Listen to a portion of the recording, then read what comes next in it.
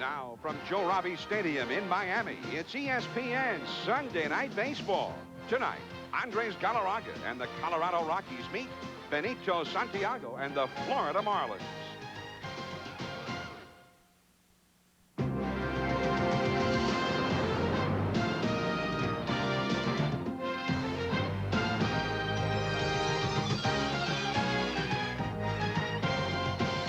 The Colorado Rockies have chosen from Atlanta right-handed pitcher David Need. Oh, and he's punched out, and the Marlins have won the World Series.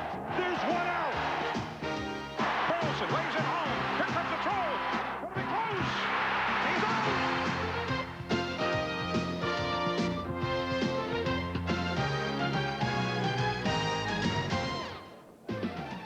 This is still the home of the Dolphins in the football season, but very much the home of Major League Baseball, Joe Robbie Stadium, home of the Marlins. And tonight's Sunday Night Baseball checks in on expansion. The Rockies meet the Marlins.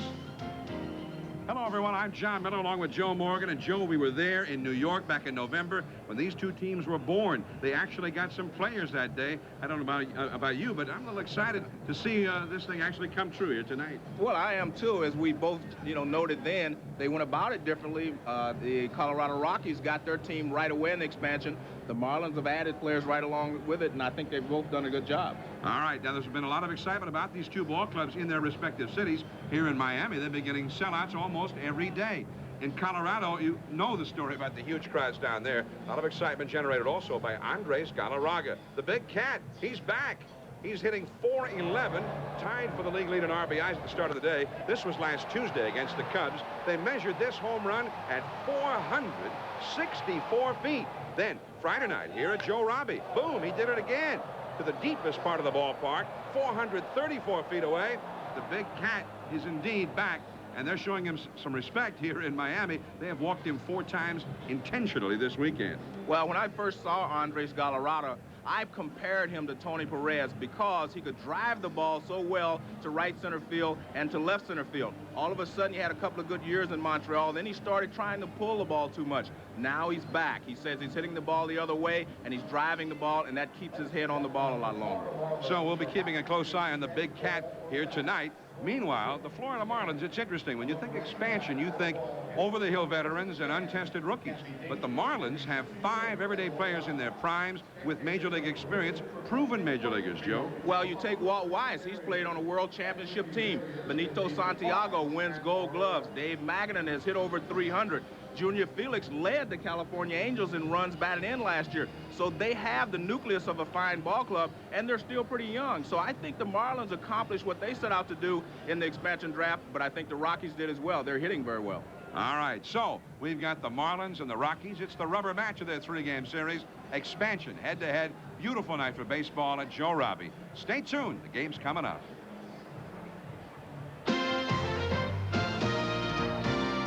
ESPN's presentation of Sunday Night Baseball is brought to you by the cold-filtered light with smooth draft taste, Miller Genuine Draft Light. Say no more. And by the more than 600 AutoZone stores across America. AutoZone, the right parts at the right price.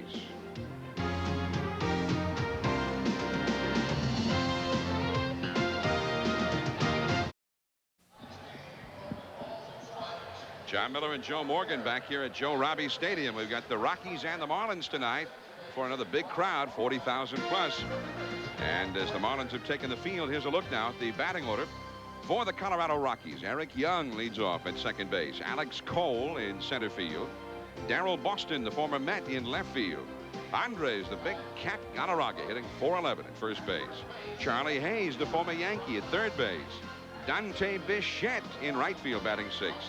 Joe Girardi, the former Cub, is the catcher. Freddie Benavidez is the shortstop, batting eighth.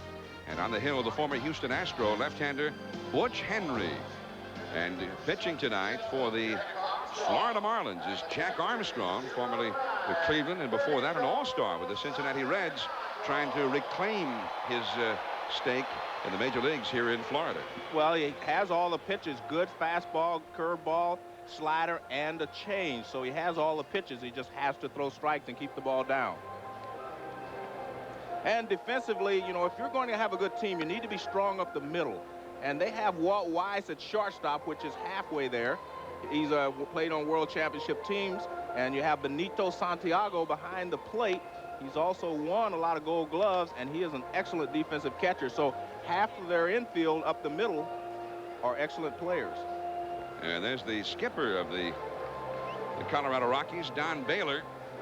Baylor, an outstanding big league player for many, many years, and a leader as a player, and now getting his first chance to manage a big league ball club.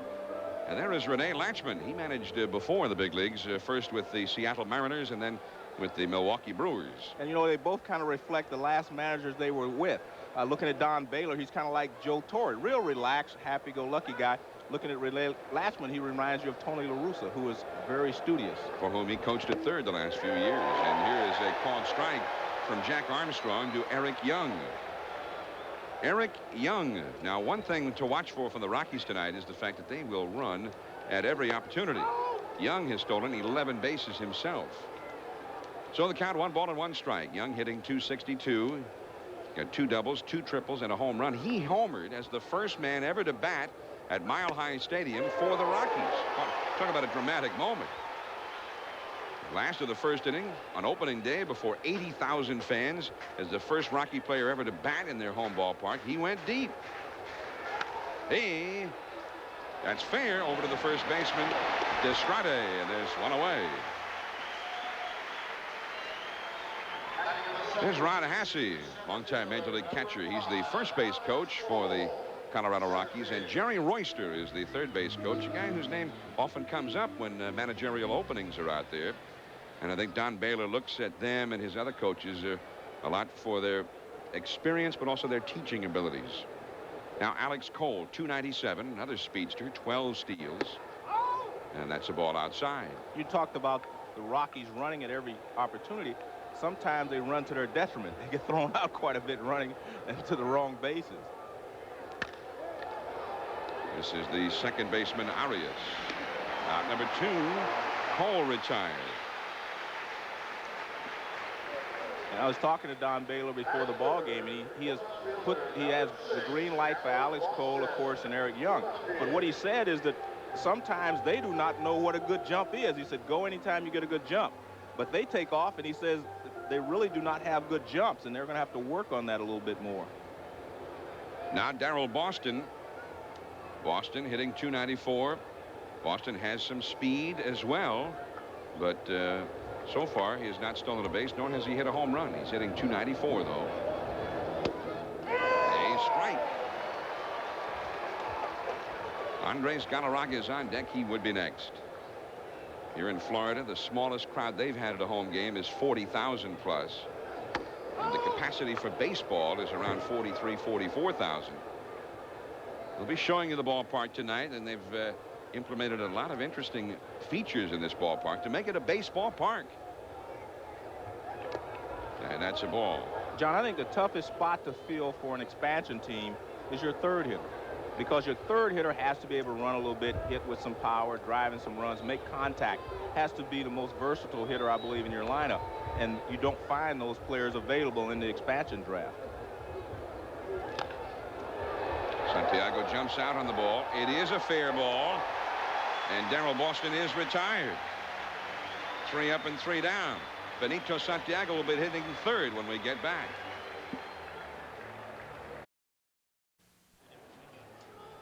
John Miller and Joe Morgan from Joe Robbie Stadium. No score as the Florida Marlins get ready to bat now against Butch Henry.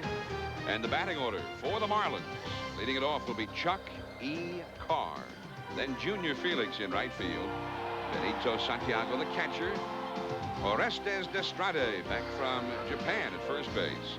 Dave Magadan, the former Met, is at third base, hitting over 300. Jeff Conine hit a grand slam last night. Alex Arias, the former Cub, at second base. Walt Weiss with those great Oakland ball clubs at short. And Jack Armstrong bats ninth.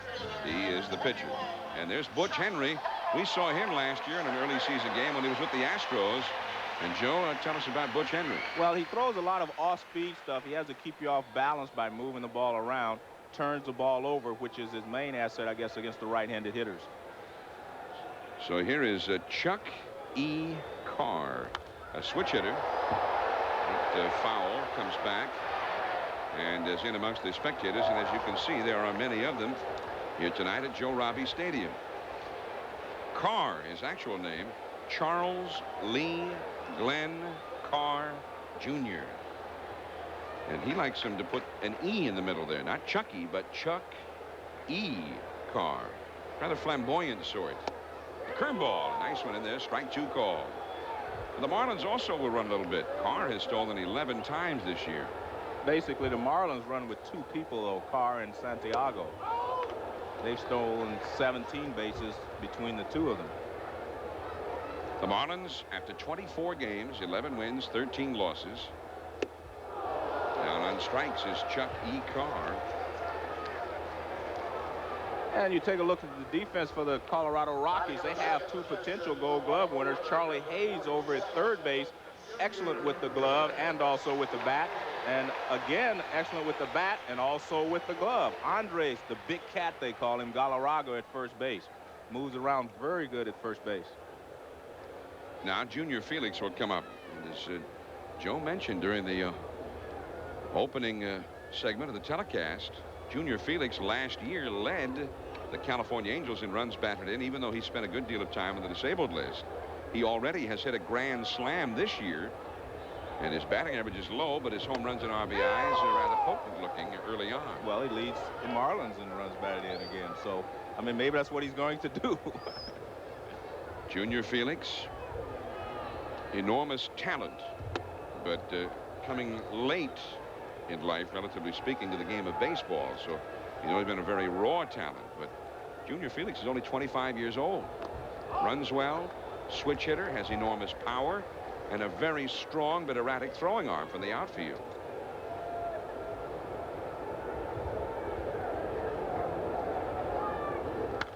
That's a pop-up. Girardi, the catcher, and he's got it. That was an interesting style there, holding the mask with one hand and catching the ball with the other. I haven't seen that one too often. You noticed exactly what I was going to say. I don't know that that's the way they teach it. There is Veda Pinson, great hitter, outstanding center fielder. And in fact, that doesn't even look like Veda. That looks like Cookie Rojas to me. Yeah. I was going to say, I grew up in Oakland with Veda Pinson. That's not Veda. Veda must have stopped working out. That's Cookie Rojas. There's Veda Pinson. Yeah. Still looking pretty good after all these years. And I still think he's one of the most underrated players of his era. Here is Benito Santiago. Santiago had a very tumultuous time there in San Diego, and has been very upbeat about coming here to Miami. That's a foul tip. Santiago is hitting .247, 3 homers, 9 RBIs, one of the great throwing arms of any catcher in the game today. You know, John, I mentioned that it's tough to find a third-place hitter in an expansion. And if you take a look at these 2 teams, Santiago did not hit third, you know, in San Diego. Boston did not hit third very often in New York. So that's a tough spot to fill, and I think they're both still searching.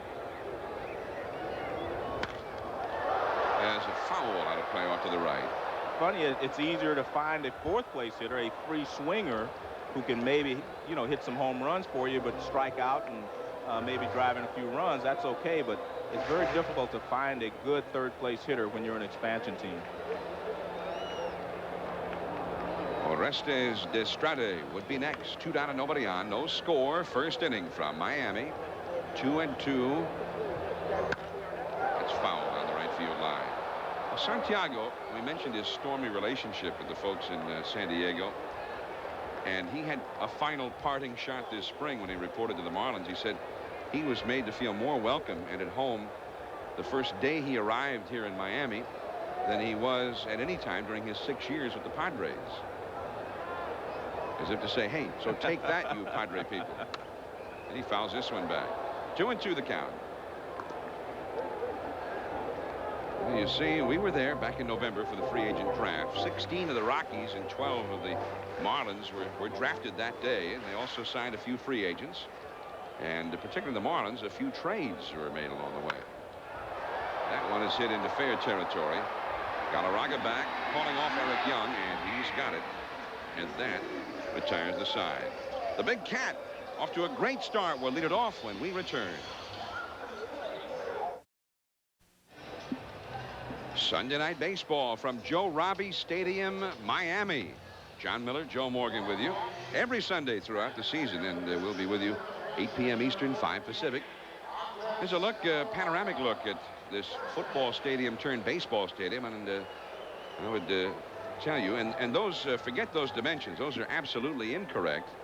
That's was the original plan, but they have nothing to do with the reality of what they've actually done. I think they've been more creative turning a football stadium into a baseball stadium than anybody has ever been. It really feels like a baseball park when you come here now. We'll be showing you all around this ballpark throughout the evening. Here is Andres Galarraga. Now, Galarraga is hitting .411. He's got 9 doubles, 4 homers, and 26 RBIs. When the day began, he and Barry Bonds were atop the National League in runs batted in. He's still chasing those slow sliders. That's the pitch that he had trouble with the last few years in Montreal and also in St. Louis.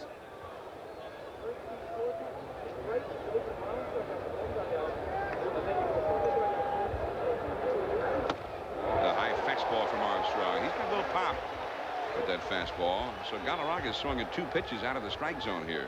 And that's been his problem. That was his problem before. He was swinging a lot of bad pitches, but the reason before is he wasn't picking up the ball well, and he was committing a little too quickly. This time he laid off that fastball. 2-2.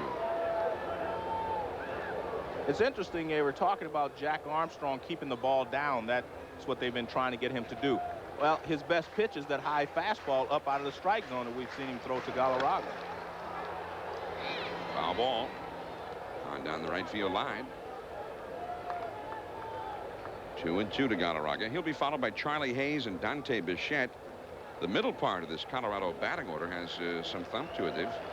One of these fellas can hit the ball with power.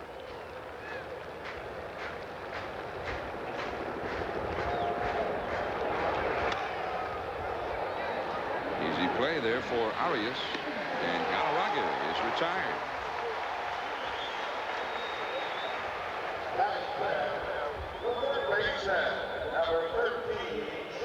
Andres hit the ball off the bat into the bat.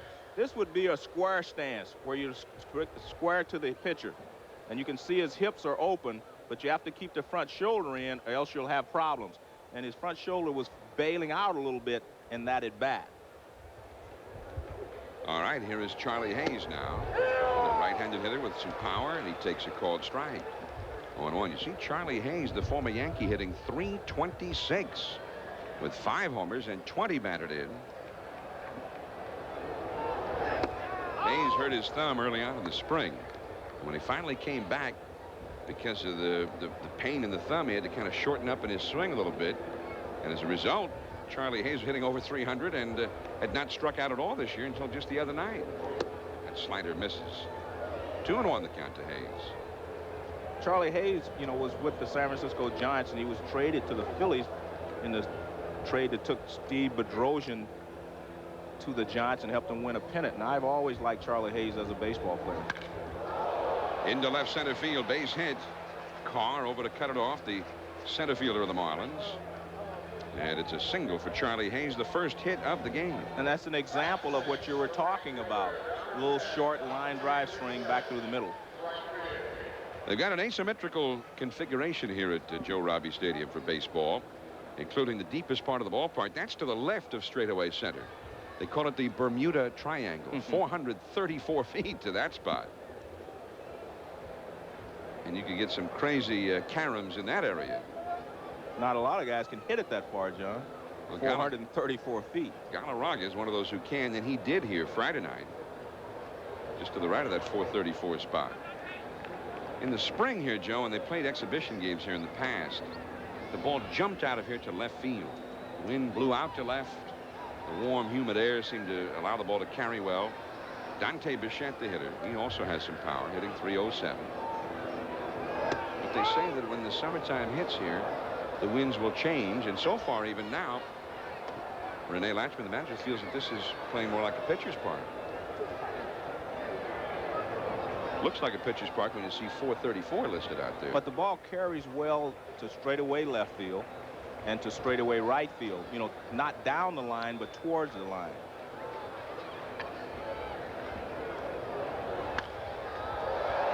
This one heading toward the seats and well back in amongst the spectators. 1 ball, 1 strike. The balls that are hit down the left field line will hook foul. So you have to start it way over, almost straightaway left field, to keep the ball fair on a high fly ball. And that's the look from left field. This park seats more than 70,000 for Dolphins football, but for baseball they've limited the capacity to around 43, 44,000. Which creates a little extra demand for tickets, and there has been a lot of demand for tickets here. Almost every game has been sold out. Back to the bag, Charlie Hayes at first base. Hayes has stolen 3 bases. He's a big guy, but runs fairly well. Good athlete. Well, that heads it seemed we're going to roll in New York when Charlie Hayes was lost in the expansion draft. He hit 18 home runs last year for the Yanks. Yeah, we remember when we were in at the expansion draft, we thought that was maybe the biggest mistake made, you know, by a team, you know, early in the first round of the draft. Yanks had a hole at third base for a number of years, and then Charlie Hayes played excellent defense, hit some home runs, looked like they were all set, and then they allowed him to be snatched away in the expansion draft. And back to the first is Charlie Hayes. You know, Bichette may not make it to the Hall of Fame, but his bat is already there. You know, he's got a bat there. He was the first Rocky to hit a home run, you know, for the Colorado Rockies in the major leagues this season. And 1 ball, 1 strike to Dante Bichette. That's a foul straight back. You know, they had that ceremony today before the game for Santiago because he hit the first Marlins home run. And his bat is also at the Hall of Fame, but they gave him a little award here before the game started. There's Benito, earring and all.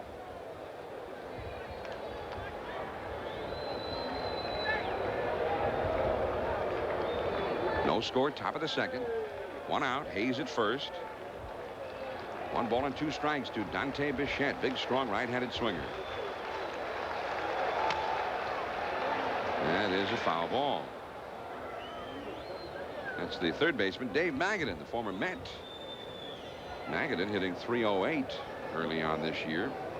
And again, I think you said something interesting in at the top of our telecast with the likes of Santiago, Magadan, Walt Weiss, and the right fielder Junior Felix, and the ace reliever Brian Harvey. That's 5 proven major leaguers, still very much in their prime years. Unlike past expansions, you didn't get those kind of players in past expansions.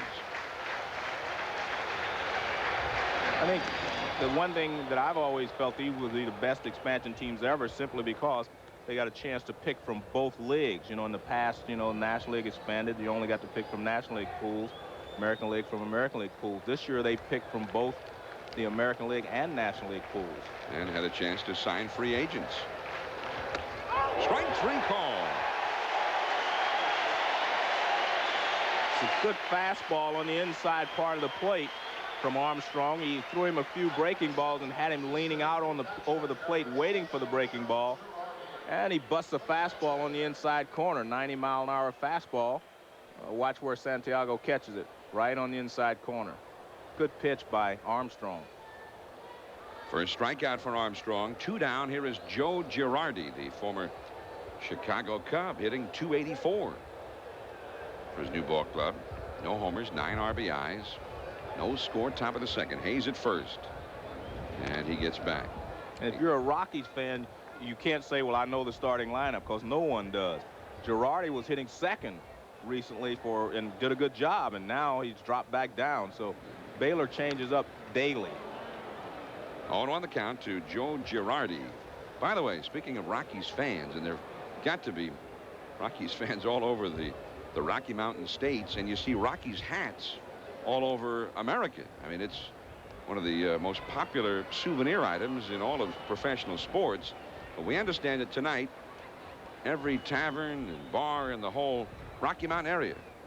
Having a party tonight, watching Sunday night baseball, rooting the Rockies on. So, well, Joe and I want to say hello to everybody back there, gathered together to watch the Rockies. Actually, I'm supposed to get a Rockies hat after the game tonight. 0-1 the count to Girardi. It's a little dribbler foul. 0-2 the count. Well, we know that there are a lot of folks watching us back in the Denver area tonight. How about just going to Rockies games? Now look at this.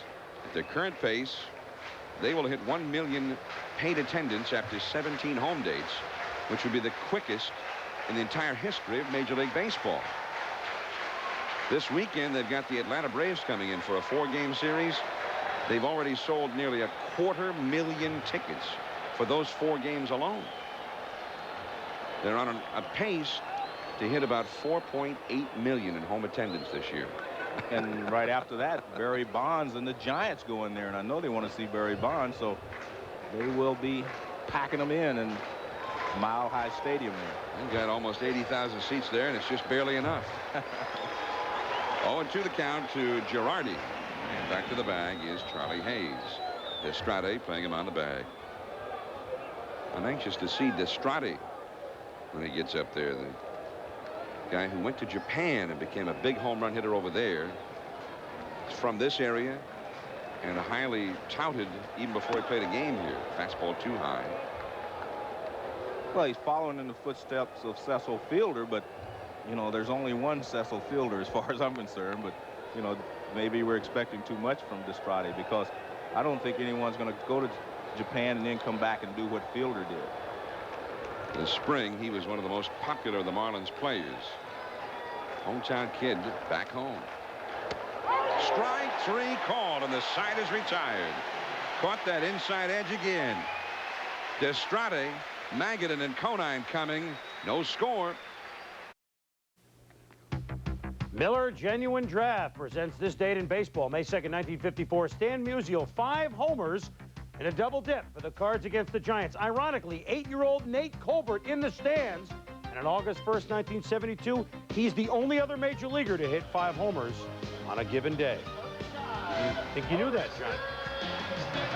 Oh, yes. Yes, Joe and I have often spoken about that. The Boomer back in our baseball studios. And here we are at Joe Robbie Stadium. And if you were wondering, well, what exactly is a Marlin? Well, don't be fooled. This has nothing to do with what a Marlin is. That's the Marlins mascot. The kids love him. Here is Orestes Destrade. First ball swinging. Charlie Hayes picked out of the dirt over there by Galarraga. So Destrade is promptly retired. 1 home run for Orestes so far. He's a switch hitter. And in Japan, he led the league in home run hitting 3 straight years at 41 homers last year. He's the first foreigner or gaijin to ever lead the Japanese league's 3 consecutive years in home run hitting. That was because we brought Fielder back over here. Cecil only had the 1 year over there. Yeah, we brought him back. Orestes Destrade. Here now is Dave Magadan, the former Met. The thing about Magadan, when he's healthy, you know, he's going to be up around 300. He's going to walk a lot. Look at that on-base average, 460. Second in the National League. And he'll look at a lot of pitches. A lot of 3-2 counts when Magadan comes up. Butch Henry misses. 1 ball, 1 strike. No score, last of the second. Look at that. 46 times he's been on base this year, but they have not been able to capitalize on it. Only 6 runs. 2-1. They've not been hitting much anyway. The Marlins as a club, averaging less than 4 runs per game. They're almost the opposite of Colorado. Colorado, starting today's action, was 2nd in the National League in batting average at 272. 2-2. And they had scored over 100 runs, so they were doing very well offensively, but their relief pitching has left a lot to be desired. The Rockies have hit well and pitched poorly. Right. And the Marlins have played a lot of very tight, tense ball games. They've pitched well, but not scored much. They've had a lot of 4-3s and 3-2s. I guess the question is, which is the most exciting? Well, I'll go for this one. The first 3 games ever played at Mile High Stadium, the Expos played the Rockies. The average score in that 3-game series was 10-9. Well, that sounds like a good baseball game. If I was a kid, I'd love to go watch a 10-9 baseball game. On the other hand, if you're a Marlins fan, you love 3-2 if your club has the 3. And you have Brian Harvey in the bullpen. Yeah. There's another base hit for Dave Magadan. First hit of the game for the Marlins. That will bring up Jeff Conine. He became sort of an instant folk hero here. Opening day had a big day. And then just last night, his first major league homer. His club was trailing 3-2, and this was a grand slam. And that drove him nuts here at Joe Robbie Stadium. The huge crowd witnessing a grand slam from this man, Jeff Conine. And you see, he's hitting .337. Finally hit a home run. He's a big guy and supposed to hit home runs, right. But 90 at bats last year for the Royals, never hit one. And Hal McRae complains, said, hey, this guy, he's a great big guy who hits singles to right all the time. Well, he finally hit a home run here for the Marlins last night. 1 out, 1 on. It's a strike. You know, that grand slam not only brought them from behind and put them ahead very dramatically, but he hit it against David Need, the ace of the Rockies, the first man chosen in the expansion draft. There's David Need. He's won 3 ball games early on this year, but not last night. Down the right field line into the bullpen area. 0-2. Tomorrow night on ESPN now. ESPN will take you to Yankee Stadium. Ricky Henderson and the Oakland Athletics struggling with Ruben Sierra, Mark McGuire facing Jim Abbott and the Yankees. The Yankees off to an outstanding start, even though Abbott has not been winning. The Yankees, the Chartable, Mattingly and company, and the Athletics tomorrow night on ESPN, 7:30 Eastern, 4:30 Pacific. Don't miss it. 2 strikes to Conine. 1 out, 1 on. Yeah, I read recently where Ricky Henderson said he wouldn't mind going back to New York. He's going to be a free agent at the end of the season. Every time I see a general manager, I propose a trade. I say, now, if you were the Yankees and you had this guy, this guy, this guy, for Ricky Henderson, sounds like a pretty good trade, doesn't it? I think there are some names that would make a fit. That's a ball. I know Ron Schuler told me just about 10 days ago, Joe, the GM of the White Sox, that Sandy Alderson called him up during the spring and said, hey, Ricky's available. The problem, Schuler said, though, of trading for Ricky Henderson is Ricky's got the no-trade clause. And apparently, he wants a 4 or 5 year, well, he wants a 4 or 5 year contract extension before he would agree to the trade. Conine is down on strikes. 2 men gone. What both of these pitchers have shown me is that they can really bust you inside if they have to. Watch this good fastball on the inside part of the plate from Butch Henry. Threw him a lot of off-speed pitches. Now he just busts a fastball right about belt high, and Conine a little late on it. 2 down. Here is Alex Arias. Now he's playing second base tonight because Brett Barbary, who opened the year as the second baseman for the Marlins, is on the disabled list right now. They like Arias defensively, though, a little better than Barbary. Yes. 0-1 the count. Magadan at first, 2 down. No score, last of the second. There's Dave Magadan. No real threat that he's going to try and steal a base. And little breaking ball's in there. 0-2 the count. The only way Magadan would steal if he thinks the count is 3-2 and 2 outs, and he just takes off and shocks everyone. That's right. Most of his steals in his career have come in that situation. And Magadan is back. He just never got credit for him. That's the only thing. That was very close to a balk there by Butch Henry.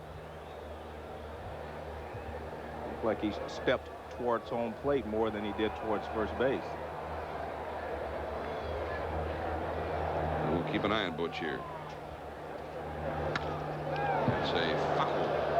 Hit the box seat retaining wall there. 0-2 the count. This is a lot of fun here tonight. Real lively crowd here at Joe Robbie Stadium. And they said it's been that way throughout the early season games here. Fans come to have fun and enjoy the game of baseball.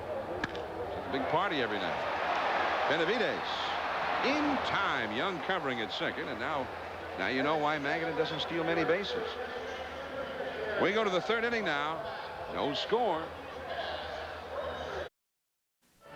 I'm John Miller along with Joe Morgan. We're at Joe Robbie Stadium.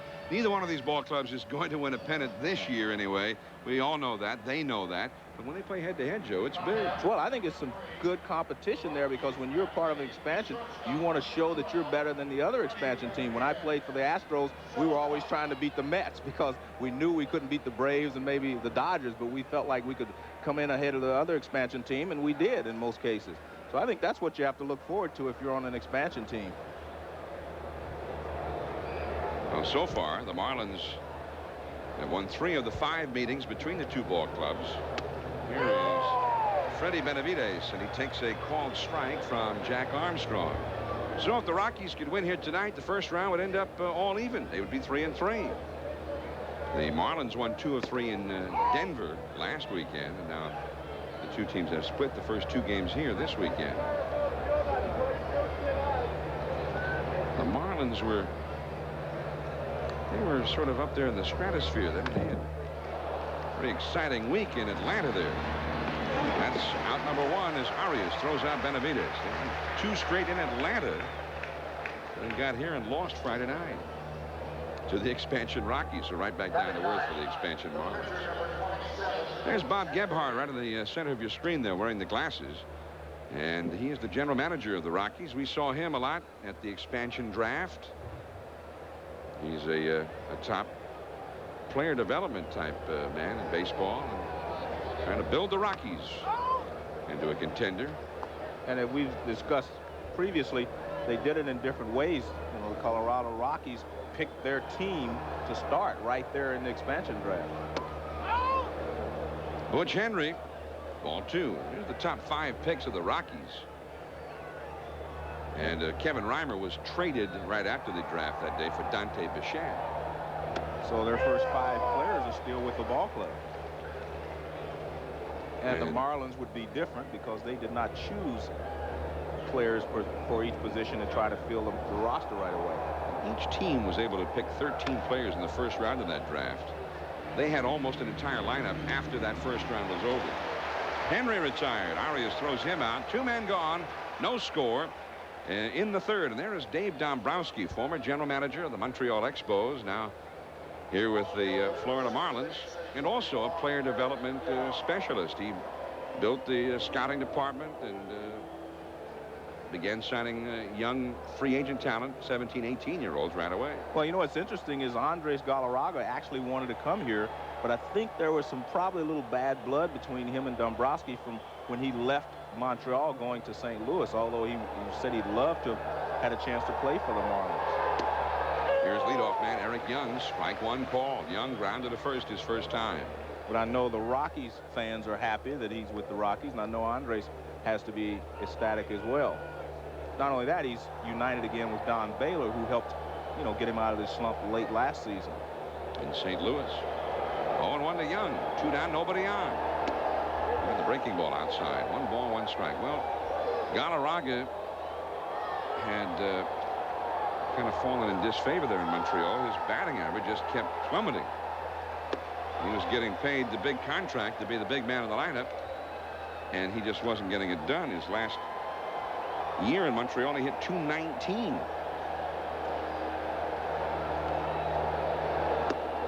Whoa. Powered the high hard one by him. 2-2 the count.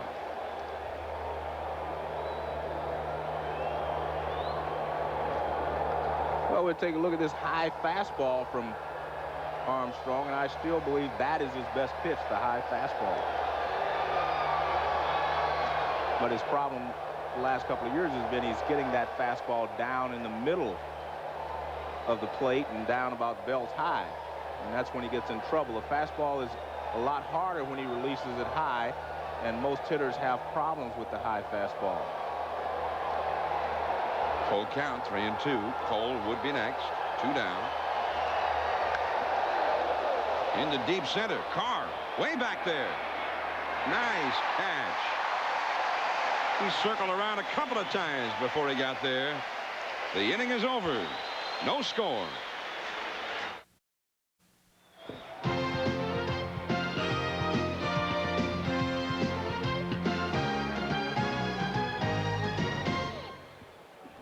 No score, last of the third. And here come the Marlins with Walt Weiss. Switch hitter, batting right-handed, and he takes strike 1. Weiss 3 times in 3 days this week hit a foul ball off his left foot, which is his front foot when he's, or rather his right foot, which is his front foot when he's batting left-handed. And he said it not only got all black and blue and was rather painful, but it became infected. But he says it doesn't hurt that much right now, and they're giving him some antibiotics for the infection, so he's still in there. There's Bruce Fleming as they check to see if Al Weiss went on the pitch.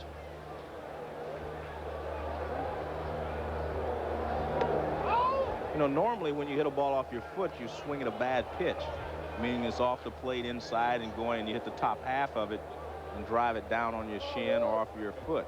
So it probably was 3 bad pitches he was swinging at in a row.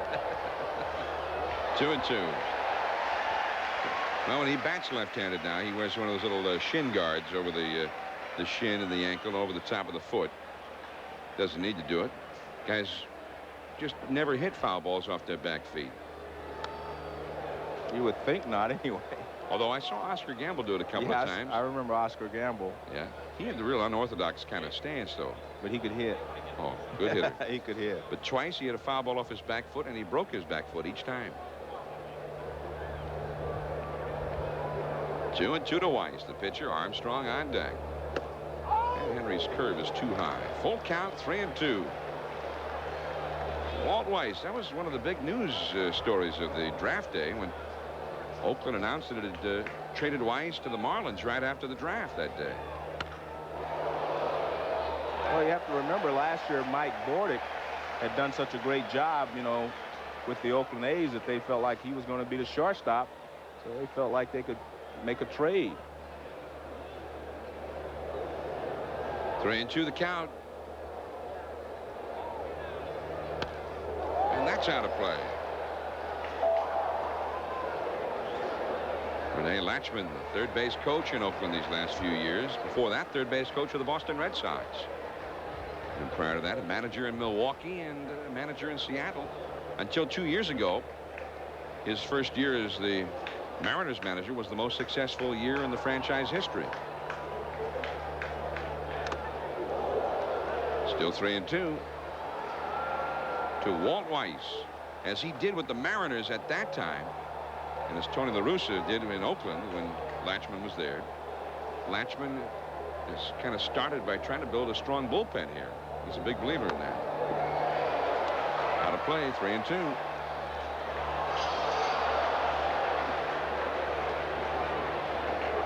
That's Marcel Latchman, the pitching coach. And when I was talking to him and Jack Armstrong before the ball game, he said he didn't have any game plan on how he was going to pitch the left-hander or the right-handers. He was just going to mix it up. Ball 4 to Walt Weiss. Don't forget now, coming up Tuesday, the divisional finals, the New York Islanders and Mario Lemieux and the Pittsburgh Penguins. That's Tuesday at 7:30 Eastern, 4:30 Pacific. The NHL. They're in the Stanley Cup playoffs. Don't miss it. Right here on ESPN, the Islanders and the Pens. Here's Jack Armstrong now, the pitcher. What do you think, Joe? What do you think? A bunt, maybe? Ow. An attempt. Hey, can I call him or what? Up, it went foul. 0-1. Nobody out. Weiss at first.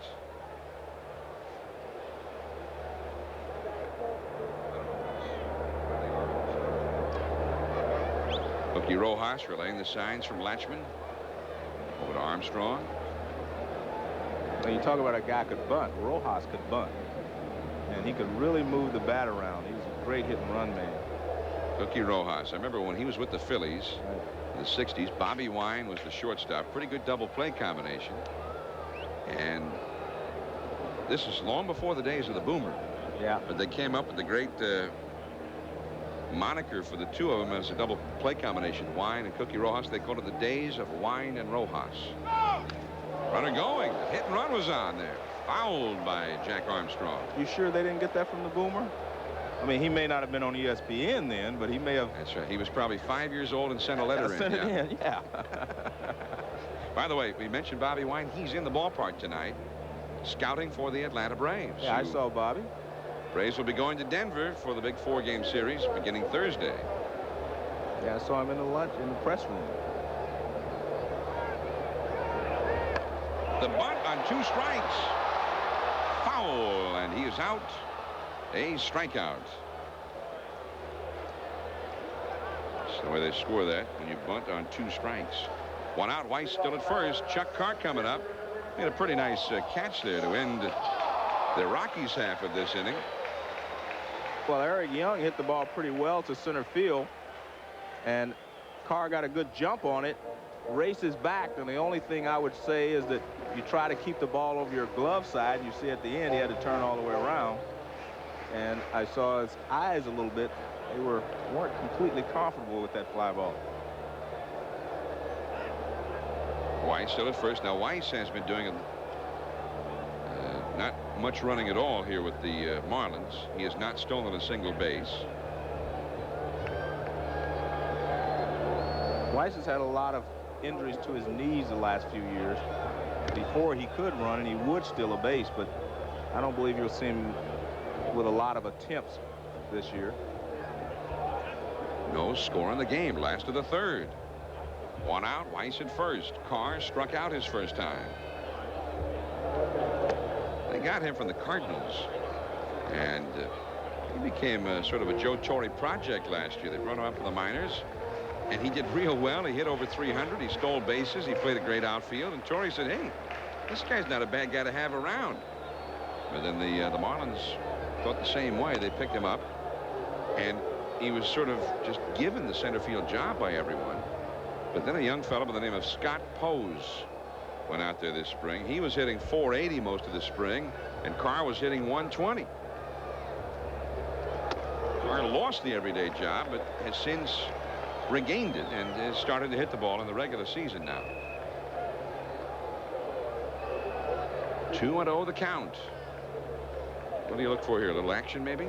Well, you know, with Rene, I don't think so. Weiss stays put at first, and this foul will come back out of play. If it was Baylor, I'd say yes. We haven't seen any attempted steals tonight by the Rockies. They've only had 1 man reach base. Rene Latch, they call him.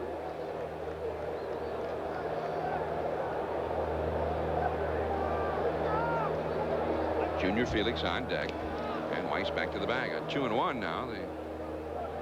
The Rockies mindful of something being up here.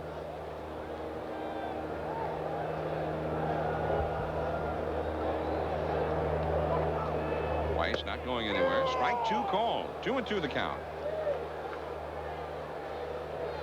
Because Henry throws a lot of off-speed pitches and he has his fastball tailing away from the right-handed hitter, anytime he wants to come inside, it's open because you get the hitters leaning out over the plate.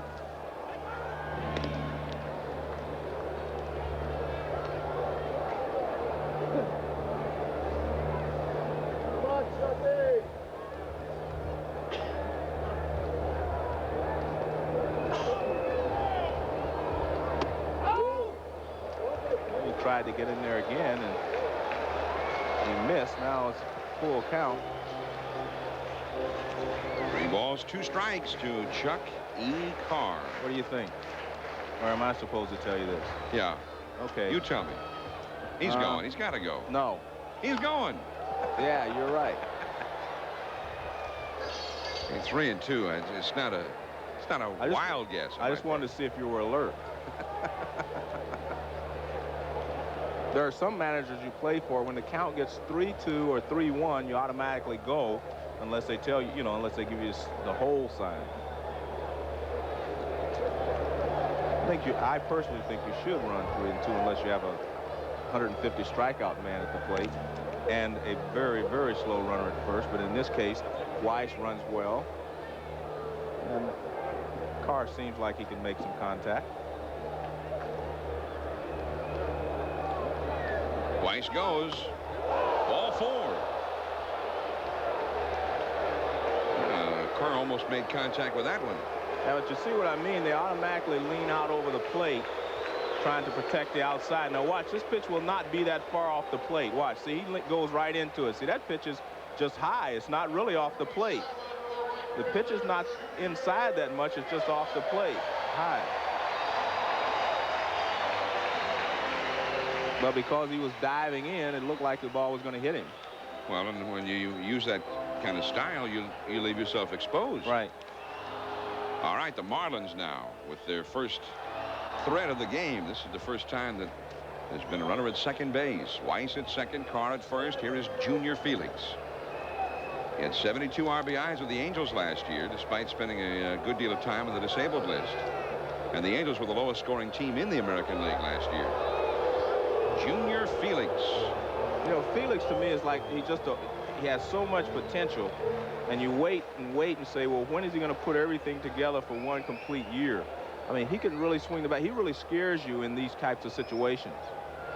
You see, the week before last, player of the week in the National League. Swinging, strike 1.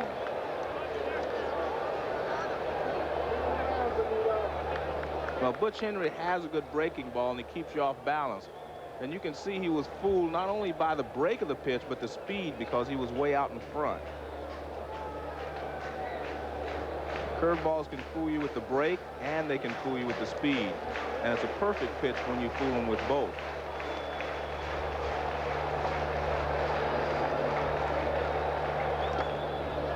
The runners will have to hold. By the way, Junior Felix, last September, late last baseball season, became a father for the first time. He and his wife, Paula. And they named their son Junior Ethan.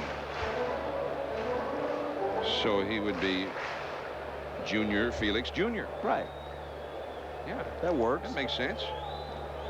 Or for short, maybe Junior Jr. They are the base runners. Weiss at second base, Carr at first, 1 out. Carr has lots of speed. Junior Senior, the count of 1 ball and 1 strike here. Now that there's a Junior Junior, you got to go with Junior Senior. Junior Felix from the Dominican Republic, Laguna Salada. Originally signed by the Toronto Blue Jays and their legendary Caribbean scout, Epi Guerrero.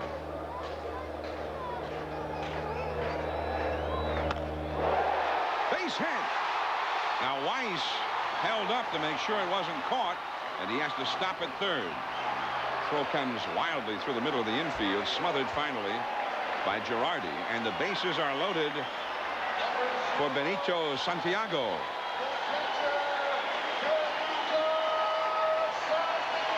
As we said, Felix will scare you in these kind of situations, because if you make a mistake, which Henry does there, he got the fastball up a little bit and not in as much as he wanted, and Felix lined it back through the middle, but because Weiss had to make sure it was going through the infield, he was not able to score.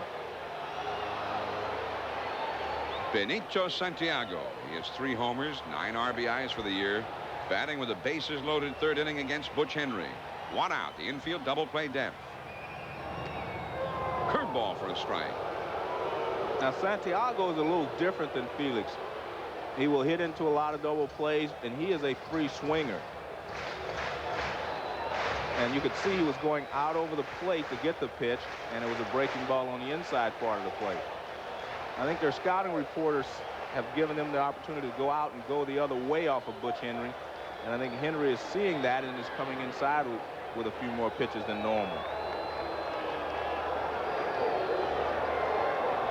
The Marlins this year have not had great success with the bases loaded as a team. Little pop fly, shallow right. Bichette, and he's got a great arm. Weiss bluffing. And that's all it was, a bluff. Bichette's got one of the strongest arms you'll see. See, Santiago, you know, is a good hitter and he's a good player, but he can be pitched to in these types of situations. if you make a good pitch, because he's a free swinger, he will, pop up, hit a lot of ground balls for double plays. It's a good play by Bichette. He seemed like he got a late start on it, and now he makes the catch. And he just takes an extra step or two. He says, if you want to go, I'll gun you down. And, of course, they were smart enough not to send him. Here is Orestes Destrade. Bases still loaded, but now with 2 down. Destrade grounded out his first time. And it is 0-1. Now, the Marlins have had only 2 hits in 16 at-bats as a team with the bases loaded. But both of those hits were grand slams. Yeah, and Junior Felix has one of them, and Conine the other, yeah, right? Conine just last night. Weiss at third, Carr at second, Felix at first, all ready to go in anything. Into deep left center. And Alex Cole managed to make the basket catch and also avoid a collision with Darrell Boston. And the Marlins leave them loaded. Cole, Boston, and Galarraga coming up. Alex Cole with the catch to end that bases loaded jam right in front of that big wall in left center field. Well, the 361 area, the ball doesn't travel real well. Cole gets a good jump on it, and then it starts to die, and you could see that he was making sure that he didn't run into Darrell Boston there coming from left field. So here is Alex Cole to lead it off now in the 4th inning. Jack Armstrong, the bunt, Magadan, safe. Base hit for Alex Cole. And that is a beautiful bunt. I mean, that's perfectly executed. He got out of the box well, and even though Magadan was playing shallow, see how close Magadan is? He still can't do anything with this. Cole runs well. You can't make this play any better than Magadan does, and Destrade even tries to cheat a little bit at first base. Look at how fast he gets down the line. I don't know why he took a look back. Bruce Fromming with the call. Now Darrell Boston. Now Cole is a base stealer, and he has stolen 12 bases this year and been caught only twice. Been up around the league leaders. He was tied going in to today's action with Nixon. And Darren Lewis of the Giants. Otis Nixon, Darren Lewis, Alex Cole, all with 12 at the start of the day.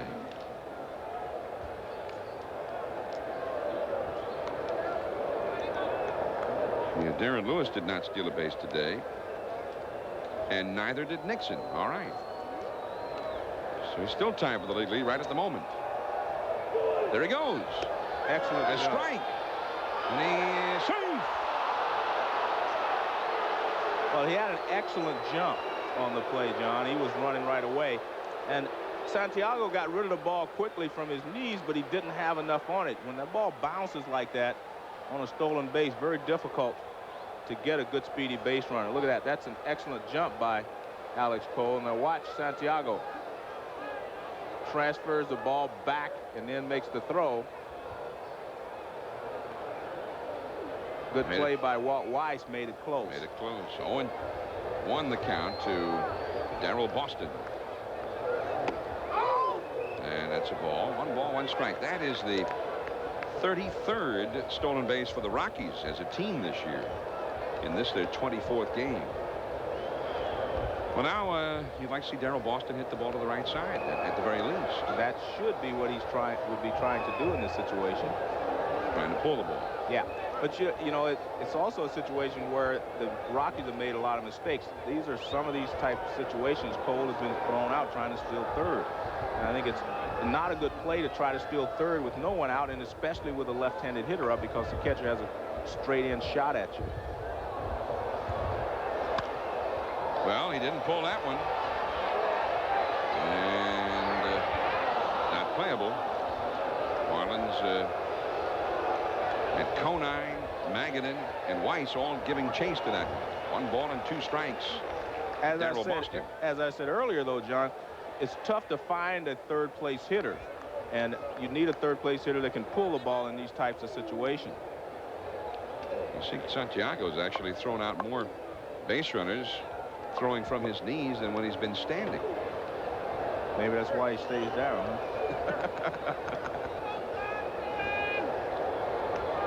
Not many throw from their knees, and he urges all the young ball players out there, don't do that. Puts undue strain in the arm. He never did it till he was in his 20s. Well, Darrell Boston is down on strikes, and he was unable to get Cole over to third base. Well, Boston took a big cut. It's a high pitch. And there's that high fastball again. As I said, I still believe that is Armstrong's best pitch, the high fastball above the letters, because very few hitters can hit that pitch. Well, now we got the duel. RBI situation, and here is Andres Galarraga. Now, Barry Bonds had 2 RBIs today out at Candlestick Park, and he once again leads the league with 28 RBIs. Galarraga with 26. He's next. Cole at second. Did he swing? Yes. 0-1. I think what you have to do to Galarraga is throw the hard stuff. That was a hard slider, and mix in the high fastball as he did the first time up. Make him commit quickly. Jack Armstrong has given up only 2 hits. He got Galarraga a ground ball to second. Back in the second. So Andres is 0 for 1. No score in the game. Look out. Got into the bill of his cap on that one. 1 ball, 1 strike. The one thing Galarraga has done with the open stance is he says he gets a chance to see the ball better out of the pitcher's hand. That's great as long as you keep the front shoulder in. And when you open up, as he has his stance, you have a tendency to pull off the ball. And fastballs up and in will make you go to that tendency a little more often. 1 ball, 1 strike. Tried to wait on the curve and shot it foul down the right field line. 1 ball and 2 strikes. Now, it's interesting they're pitching to him with first base open. He hit a 3-run homer in the very first inning here Friday night. And then Rene Lachemann said, well, the heck with that. And he has had him walked intentionally 4 times in the last 2 games since that home run. But now a first base open. Apparently he's got some confidence in Armstrong's ability against Galarraga. And I think he has some respect for Charlie Hayes in this situation, too. Charlie Hayes is a pretty good hitter as well. And Hayes is on deck, and he did single his first time.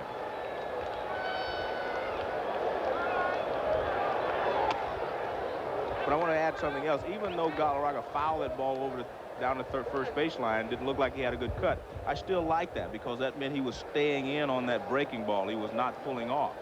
And as I said before, I think his strength is hitting the ball right center to left center because he can really drive the ball in those 2 areas. Galarraga right at the moment is hitting .407 for the season. Cole at second. And Armstrong reminds him that he knows he's there. The second baseman Arias staying over close to the bag, trying to make sure that Cole doesn't take liberties and try and steal third here. Galarraga's in that enviable position that only Rod Carew and George Brett used to be in. You go 2 for 5 and your batting average drops.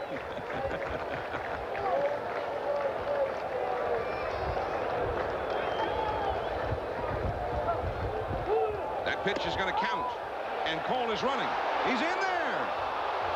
He stole third. The pitch counted, and it worked out well for the Rockies that it did. Well, yes, it did, and maybe not in the long run. As you see Don Baylor with his head down, he doesn't like that, and I don't blame him. First of all, you've got your best hitter up there, your best RBI man. You do not take the bat out of his hand. If this pitch is a strike, Galarraga is out, and you take the bat out of the hands of one of your best hitters, your best hitter.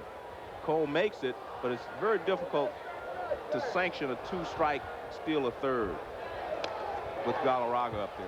Bounced and foul. Now, the umpire is not supposed to grant timeout when that pitcher is ready to pitch. And you saw Galarraga hold his hand out, ask for timeout just as Armstrong started his motion. And the young umpire, Rich Riker, justifiably said, no, I'm not giving you timeout. Well, the reason Galarraga put his hand up, he saw Cole running, and it shocked him.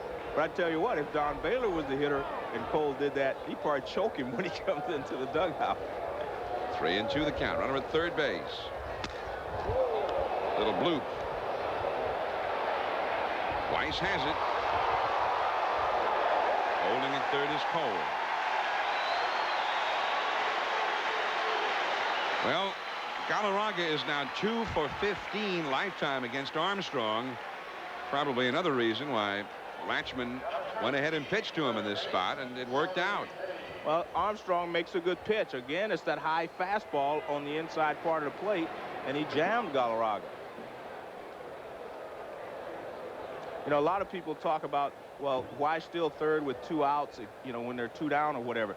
But there is an advantage to stealing third with 2 outs, simply because there are 9 different ways you can score from third with 2 outs that you couldn't score from second, so it does give you a little advantage. Charlie Hayes down the right field line, foul. 0-1. Hayes did single his first time. No score, top of the 4th. For the first time, the Rockies have a man in scoring position in this inning. Hayes, even with his hit in this ball game, is only 2 for 9 lifetime against Armstrong. Rockies only have 2 left-handed hitters on their roster. And therein lies, you know, Armstrong's success. He can really fire the right-hander up inside, and he has a good slider to go away with. There's that slider. 1 ball, 1 strike. No score, top of the 4th. In this inning, Alex Cole beat out a bunt, then stole second, then stole third. He leads the National League now with 14 stolen bases.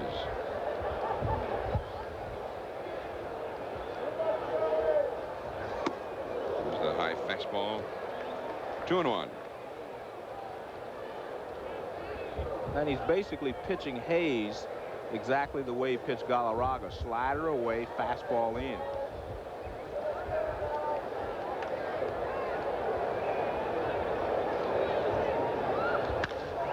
Into right center, and Junior Felix takes it. The threat has ended. Dave Magadan will lead it off when we come back. Still no score. ESPN Sunday Night Baseball with John Miller and Joe Morgan continues from Joe Robbie Stadium in Miami. Yes, and now Sunday Night Baseball continues with me, John Miller, and you, Joe Morgan. The man was right. There's ball 1 to Dave Magadan. I like that when the announcer comes down with the music and everything, says our names like that. Maybe it makes you sound like maybe you're in Hollywood or something? Yeah. Okay. Makes me feel like I have a limousine parked right outside the door here. 1 ball and 1 strike now to Dave Magadan. He singled his first time. Magadan, the first 10 days or so of the season, was in a real slump. And since then, he's gotten on base, I think, right about 50% of the time. He gets a lot of walks. He's walked 21 times this year. Butch Henry throws in a called strike, 1-2. One of the reasons that he will not go into a prolonged slump is because he sees so many pitches. The more pitches you see from a hitter, the better your chance of being able to time a pitch better and hit a line drive. And he sees a lot of pitches each and every at bat, and I think that's one of the reasons he has been so successful as a hitter since he's been in the major leagues. .292 lifetime average in the major leagues. He has hit as high as .328 in a season. That was 1990 with the Mets. Also hit .318 his first year in the major leagues when he was a part-time player. He was always kind of a guy without a position with the Mets, even though he was always a strong hitter. He's 30 years old. Hits it foul out of play. Well, his shortcoming, John, in the past has been his run production. He's never driven in a lot of runs or scored a lot of runs, even when he hit .320. And I think that's one of the things that has hurt him. You see his big year, 1990 with the Mets, almost won the batting title. Right, he had a very good year that one year, but overall he has really not been a run producer. He's the guy who was a third baseman, and not a particularly good third baseman, who didn't hit with power and who didn't run well. Right. And at that position, generally you're going to have to show somebody you can hit a few home runs if you're going to play every day. Normally your corners are where you look for your real production. First base, third base, left field, right field. That's where you want your RBI people and power hitters. Count is 2-2 to Dave Magadan. He's from Tampa, so he's almost coming home when he comes down to Florida to play Major League Baseball. Opened a cafe 3 years ago over in Tampa called Magadan's Sports Cafe. Lou Piniella, also from the Tampa area. That's a ball, 3-2. Piniella is also a cousin and the godfather of Dave Magadan. Piniella is? Piniella is his godfather. Oh, okay. whenever they see each other. I don't know what goes on. Oh, hi, Dad. Yeah. God, Dad.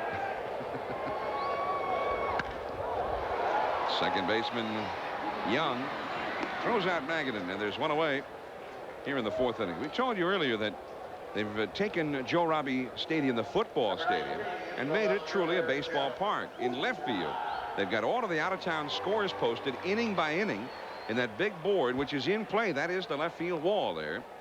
Just like Wrigley Field, it's a hand-operated scoreboard. There's all the American League scores today, inning by inning, all placed in there by hand. You got the lineups, the clock, and the score here, and then all of the National League scores posted as well.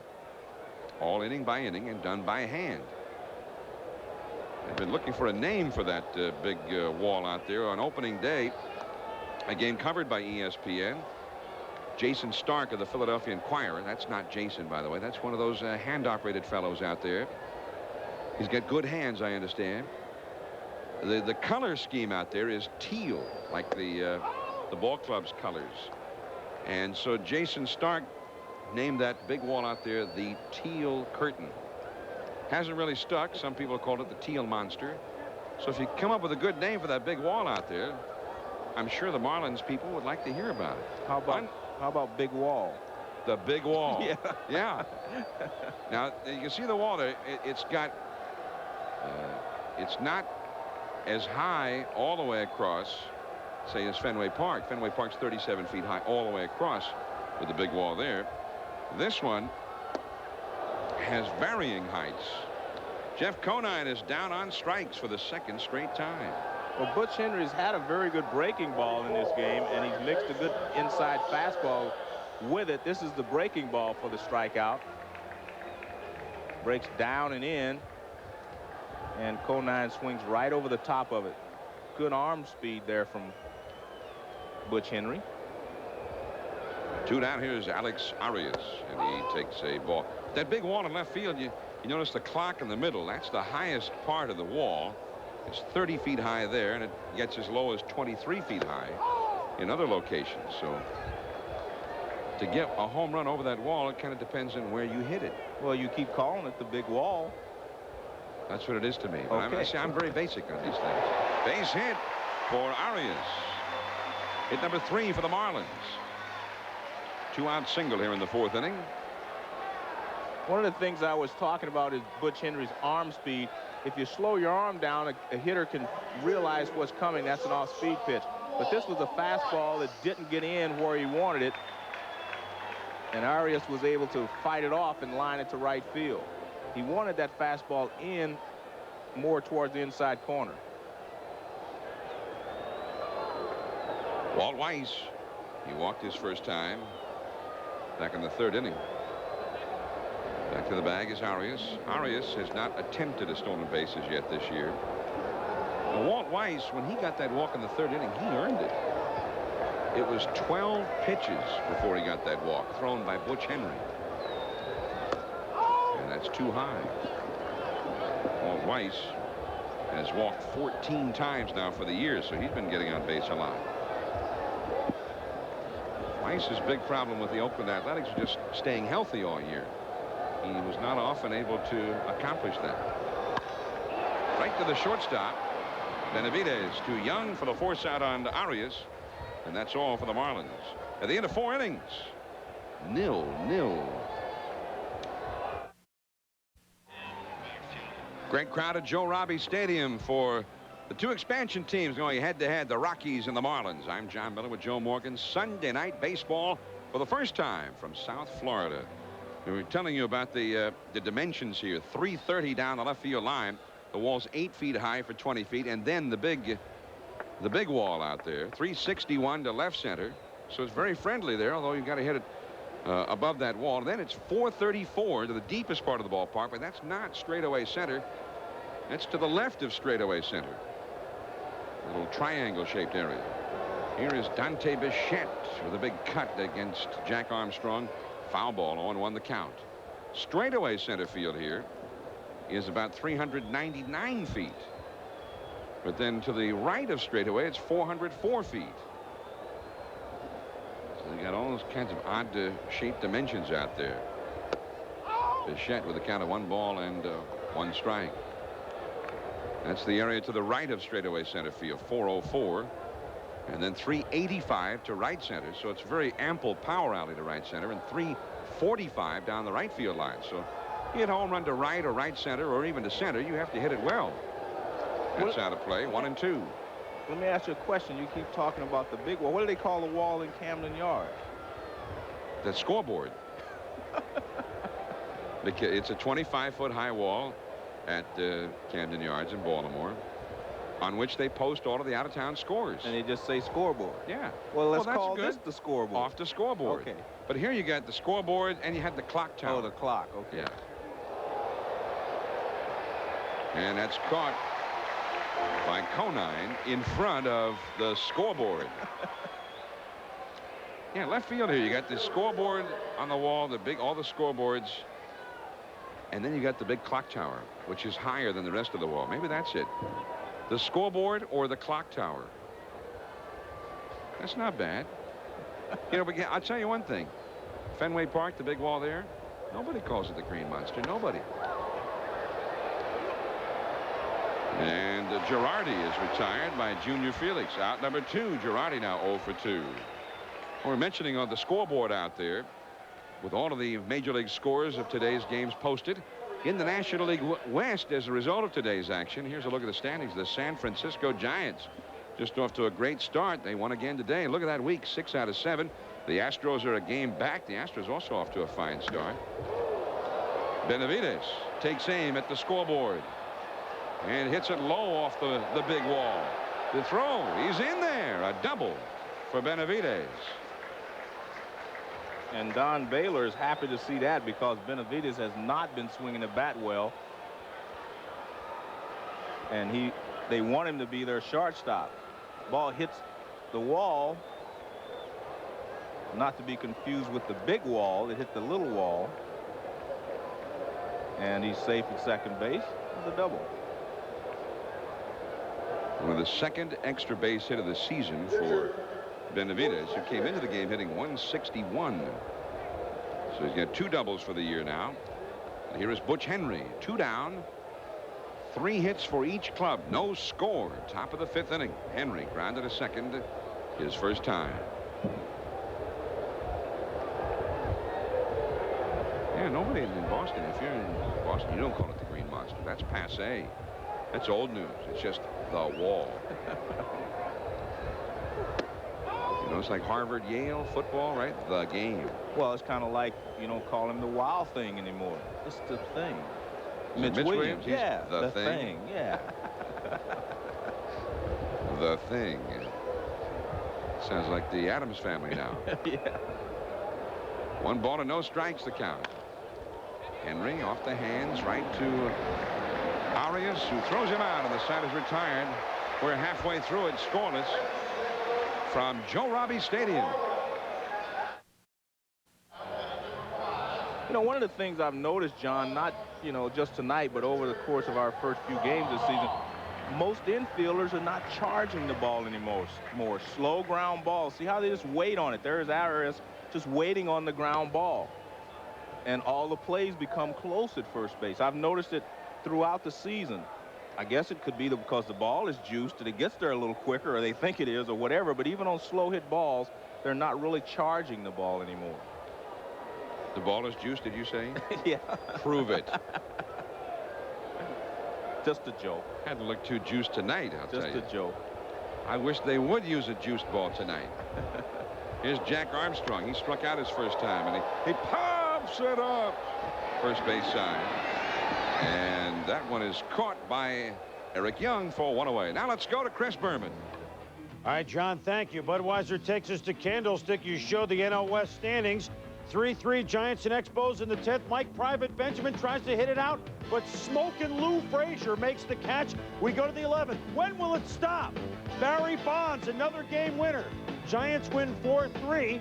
And Joe, they're 10-2 at the stick. It's a pit again. Yeah, when I saw you there last week, you were excited. The Boomer was excited. He did the game from Candlestick Wednesday. Is anybody going to get there? No. And Chuck E. Carr shows off his speed there. Well, we've seen two beautifully executed bunts tonight. One by Alex Cole and now by Chuck E. Carr. This is a perfect bunt right between first base and second base. No one can get there. Galarraga looked around. He could see that Henry wasn't going to be able to beat Carr, so he looked for the second baseman, and Young couldn't get there either. All right, now we saw Alex Cole earlier with his 2 steals when he got aboard. Now let's get a look at Chuck E. Carr. He has 11 steals for the year, right among the leaders. Alex Cole of Colorado now leads the major leagues with 14 stolen bases. Carr's got 11. Let's see what kind of a move Butch Henry has here. There goes Carr. Offline easily with the steal, his 12th. I tell you what, he had his mind made up he was going on that pitch because Butch Henry used the slide step and he still ran. Watch, he doesn't pick his leg up. That's just a slide step, and Chuck E. Carr just takes off anyway. And because he was rushing, Girardi's throw was way offline. No score in the game, last of the 5th inning. But here are the Marlins with a threat, and this is a guy they'd like to have up there in a scoring situation. Junior Felix, he leads the club with 12 RBIs. He has a single tonight, 1 for 2. And the curve misses badly. 2 balls, no strikes. On deck is Benito Santiago. Don Baylor. Not many games that he's managed this year where his pitcher has not allowed a run as late as the 5th inning.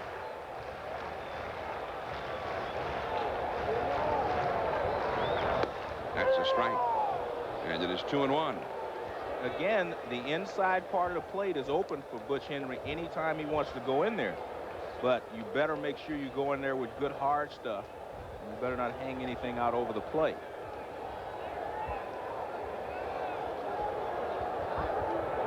Pickoff play. Carr a little late in reacting there, but he got back. No, he was going, John. He looked like he was going, but what happened, he saw the second baseman coming over, and that's what stopped him. Now watch, see, he's going, but he sees the second baseman there, and now he's able to get back.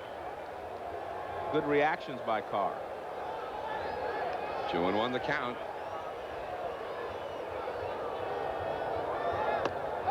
Three and 1 to Junior Felix. I might add, I do not like that play where the pitcher can lift his leg as if he's going to the plate and spin and throw. The rules say you're not supposed to deceive the runner. I don't know what you're doing if you're not deceiving the runner when you do that.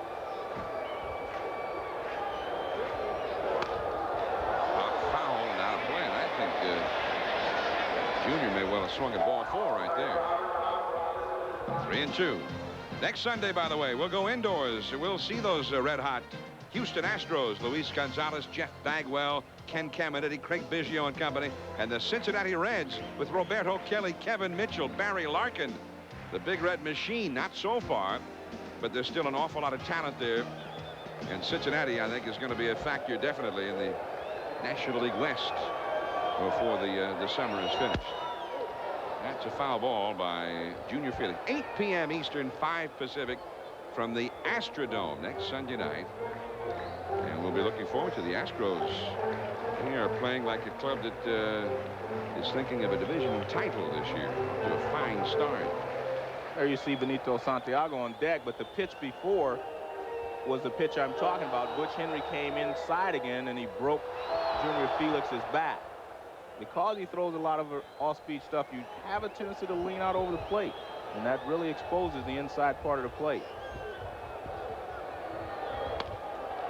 And that one is foul. I don't think Junior's going to walk. Junior, I think, has decided no way he's dead. That ball might have hit the dirt if he hadn't hit it. I mean, Junior's hacking. He says there's ducks on the pond. That duck's out there. I'm going to get him. That ball would have bounced, but Junior way out in front pulls it foul. Chuck E. Carr, bunt single, stole second. He's at second. 1 out in a scoreless game. Got a long lead. Pop foul behind the plate. And this is back in amongst the spectators. Girardi gave chase. See those seats right behind the backstop there? Those were added for baseball. There's a much higher retaining wall for football back behind the plate, but they put in those extra seats down there. So they got a lot of seats in this ballpark that created an intimacy here that you never would have dreamed of for a great big football stadium converted for baseball. They've done just a great job. 3-2 the count. He struck him out. That was a good changeup. Ball moved away from Junior Felix. And again, Butch Henry threw a couple of pitches inside. Now he goes back away. That changeup away, and Felix way out in front. And almost a perfect pitch just off the outside corner and down. Well, maybe now he wishes he'd walked. I know Rene Latchman wishes he would have taken the walk. He had a few chances to take ball for him. All right, 2 down. Here is Benito Santiago. Junior Felix, by the way, has only 5 walks in 100 plate appearances this year.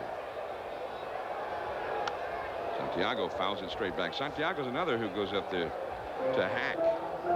Yes. He walked a whole lot. He walked 8 times this year. That's a lot for him. Yeah, 87 at bats. He's been much more patient than in the past. He's 0 for 2 tonight against Butch Henry. He's popped to first and flying to shallow right. Every time we've had Butch Henry on Sunday Night Baseball, I mean, I say every time, I think this is the second time. This is the second time. But he's pitched great. He has. Beat the Pirates last year at the Astrodome 1-0 on Sunday Night Baseball. Chuck E. Carr with a big lead from second. Better to go with anything, and that's a ball inside. 1 ball and 1 strike. You know, one of the theories for left-handers, you know, because their ball moves away, they say, well, look, I got a natural tail on my pitch. I'm going to keep it away. But you think about the people who pitch well in Fenway Park, left-handers, they all pitched inside. You have to pitch inside to keep the hitters honest. And I think Butch Henry's doing an excellent job of that tonight. 2-1 to Santiago. Really playing Benito to pull the ball. You see the shortstop over into the hole. Look where the second baseman is, almost right up the middle of the diamond. Wide open spaces on the right side. And they're keeping the ball in on Benito so far. What that does, if you are Benito Santiago, if you look out there and you see how they're playing you, I don't think you change your stroke, but it tells you how they're going to pitch you. They're going to throw you fastballs in and breaking balls, which means that you should be able to, you know, you're going to pull the ball the way their defense is set up. Orestes Destrade on deck. He would be next. 2 down in a scoreless game, 5th inning. Carr, the runner at second. In the dirt. 3-2, and Benito says, check that baseball, please. Rich Riker, the home plate umpire, will have a look. Riker, only 31 years of age, from St. Louis, his first year in the National League. And, of course, right alongside him, Bruce Fleming over at first base in his 23rd year. Henry's thrown a lot of pitches for only 5 innings there.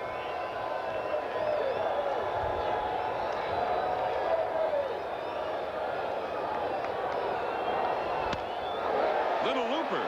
It's going to fall base head. Carr will score without a throw. 1-0 Marlins.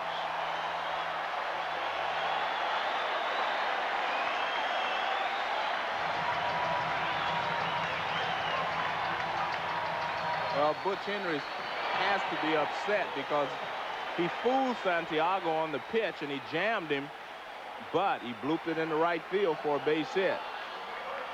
It's an off-speed pitch, and you see Santiago is fooled and he gets jammed, but that's what they call hitting them where they ain't. Standing ovation from the big crowd here for Benito Santiago. They are, you know, really lively here. Great crowd, not just in size, but in energy here. And we understand it's the same way out in Denver.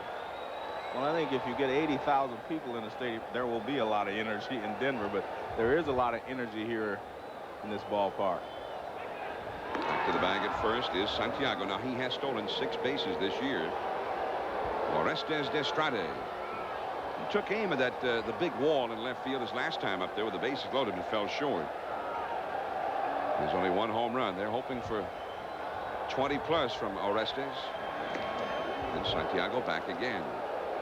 Well, no matter what we say, there's still an adjustment period for Destrade. you know, back here playing in a bigger ballparks and playing a just different type of pitching than he was in Japan. That's a foul out of play. No balls and 1 strike. The fastballs are a little faster. The breaking balls have a little more break in them. And all the ballparks are larger. Estrada, 41 home runs last year. And he was with the best team in Japan. The Cebu Lions, that's a drive. To deep right center, but not deep enough. So much room out there. Bichette puts it away, but 1 run for the Marlins. Top of the order coming for the Rockies. It's 1-0 Florida.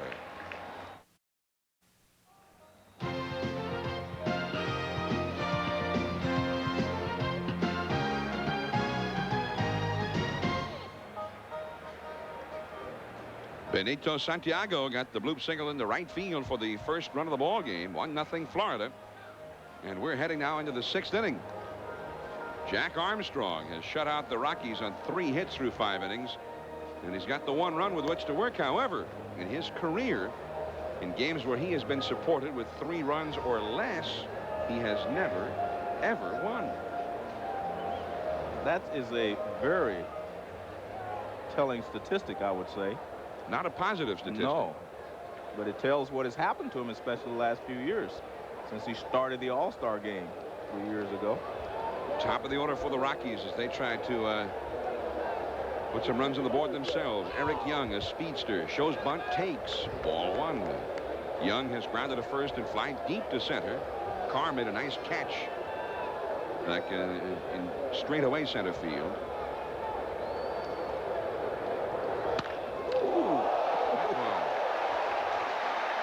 Right to Magadan. Wow. Dave may not play so close the next time.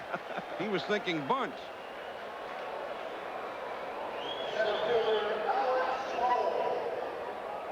This is a bullet. This is why you want the third baseman in. He doesn't catch this cleanly either. See, you can see some white there. That ball barely hung in his web. Look how close he is. Yeah. I laugh because his knees buckled and everything. That was a bullet. He kept the glove down there. Strike 1 to Alex Cole. Kept the glove down there, but the knee wanted out of there. I think that was just self-defense. I don't think he really saw it that well. Protecting himself. It was a catch. It was a courageous catch. Cole bunted his last time. Changeup misses. Got a single. Then he stole second. Then he stole third.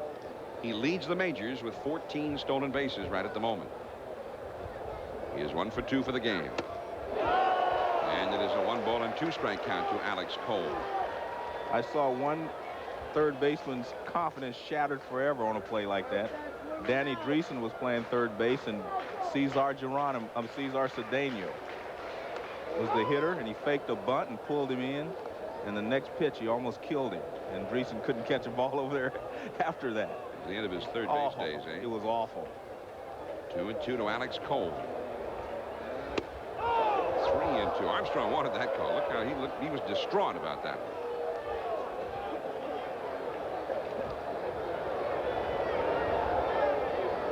Cole has never homered. Nearly 1,000 at bats. Dribbler, Destrade. Nowhere else to go there for Alex Cole.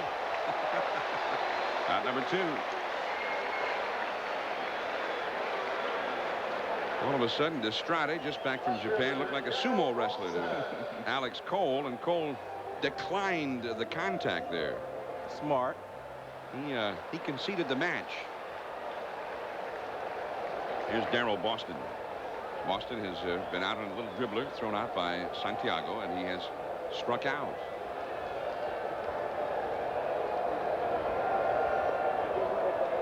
One to nothing. The Marlins ahead of Colorado. Curveball, Ames, strike, and it's 0-1.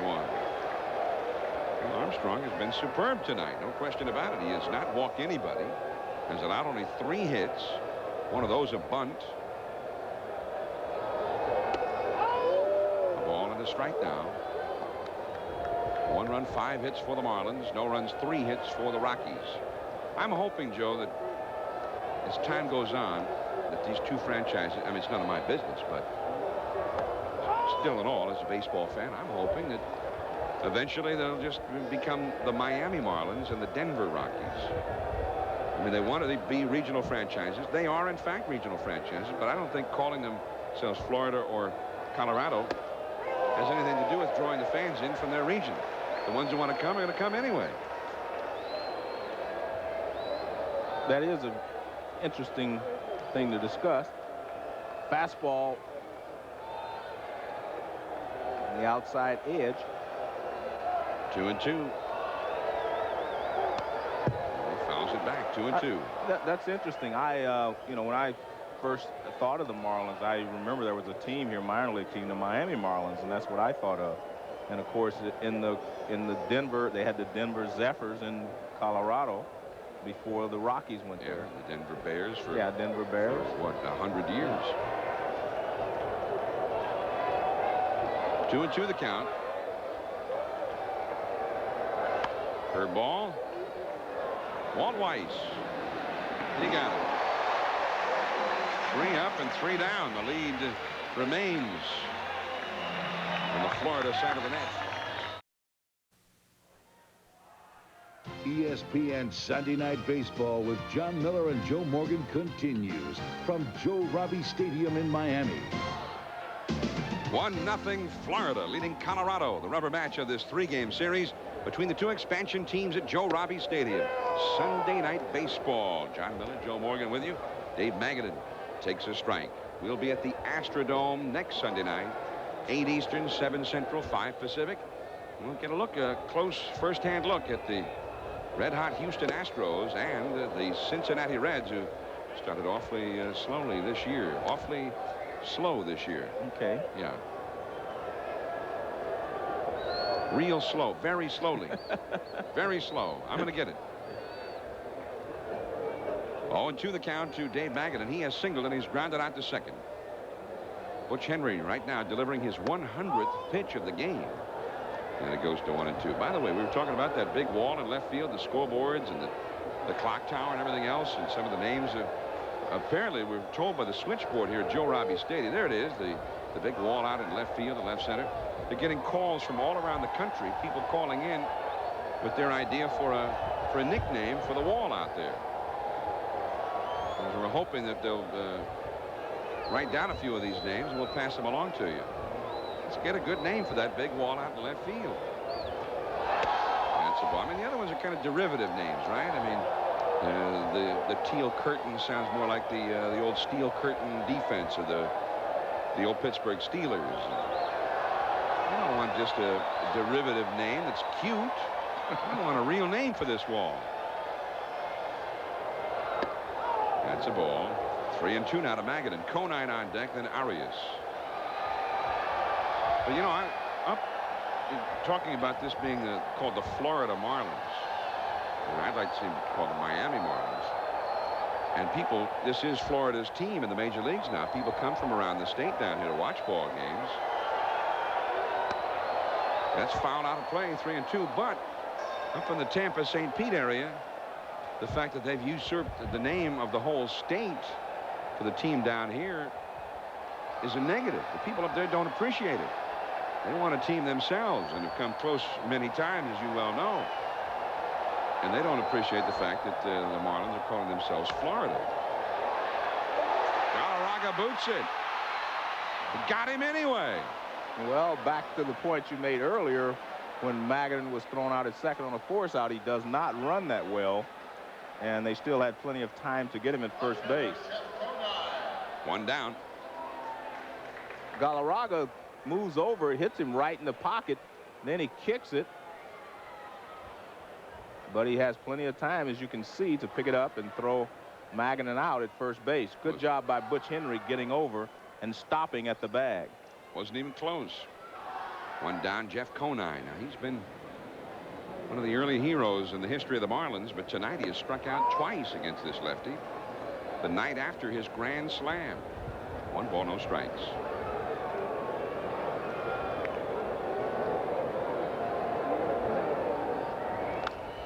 That's a foul out of play. that now coming up Tuesday night on ESPN. The NHL Stanley Cup playoffs continue. The Islanders upset the Penguins today 3-2. Mario Lemieux had to leave the game with back pain. 7:30. It's a big one. Pens need a victory. 4:30 Pacific right here on ESPN. Now it's 1-2 strikes to Conine. He'll be skating down the left wing. Centering pass in front of the net. Goes through the crease. Nobody home. What do you think? And he slams him into the boards. John, please. Playing a little booth hockey right up here with Joe now. I slammed him into the boards, I'll tell you. 1-2 strikes. I'm told that Mario Lemieux is the National Hockey League's version of Michael Jordan. Well, somebody had to tell you this? Yeah, I mean, I didn't know all that. Did you just get back into the country recently? There are only 24 hours in a day. I can't be a fan of every single sporting event that's on. Mario Lemieux, not only, I mean, he transcends sports right now. I mean, coming back from the cancer, scoring nearly 70 goals, even though he missed a huge part of the season. That's what I know him from. Oh, you knew that? Yeah, well, I knew that. Yeah, okay. And I knew he was a great player. He's like Michael But wait Jordan. a minute now, when you start comparing people to Michael Jordan, I mean, Hey, in hockey, they compare Michael Jordan to Mario Lemieux. They say, Michael Jordan, oh, he's almost like Mario Lemieux, you know, for basketball. well, why doesn't he have a lot of commercials? They're coming, Joe. Believe me. He's got some commercials. Just kidding, just kidding. He's got commercials. He's got books. 3-2 the count. And it's a walk to Jeff Conine, who's the Michael Jordan of the Florida Marlins. 1 out, 1 on. Third walk by Henry. National League East, the Phillies 5-2 this week. They've been out west. They've got a 4.5 game lead already. They're 18-6. And the Expos, the Cubs, the Pirates, everybody kind of bunched in. This is interesting. The Florida Marlins are ahead of the Mets. And that is not being taken lightly by John Franco. Do you read his comments this week? Mets out west. They've been losing. They had a 7-game losing streak. And John Franco came out and said something to the effect, or he was quoted as saying something to the effect of, can you believe this? We're behind the Florida Marlins, for goodness sakes. Well, Dwight Gooden pitched a good game today. And the Mets won. I'm checking that out on the big scoreboard out there in left center, Joe. Yep, 3-2. Mets over the Padres today. 1-0 strikes. Oakland was, I think, the first ballpark. I think Roy Eisenhart, when he was president of the club, said, let's put an old-fashioned, hand-operated, out-of-town scoreboard in. So when you come to a ballpark, you want to follow those other games. Baseball is always significant, not just with the event in the park, but in relation to all of the other games going on as well. 1-0 strikes. The count to Alex Arias. Butch Henry trailing 1-0. Last of the 6th. High fly ball to left. It will fall short of the big wall and caught by Darrell Boston. Looks like the wind's blowing in tonight. It's just not going out there at all. Looks to me like the wind's knocking it down a little bit. Well, it is. A high fly ball will be knocked down when it's hit towards left field, but a lot of the line drives will carry a lot better because it doesn't get above a certain area here where the draft grabs it. Walt Weiss, the hitter. Conine still at first. Conine has stolen 2 bases this year. Henry, mindful of that, throws over there. Galarraga on the bag with him. 1-0. Florida leading Colorado. Colorado this year, they've been playing games. They've had scores of 19-9, 13-11. And here we are in a 1-0 pitchers duel at Joe Robbie Stadium. Last night here, Florida defeated Colorado in extra innings 7-6. Tonight the pitchers prevailed, at least up till now. 2-0 the count to Weiss. The pitcher, Armstrong, on deck.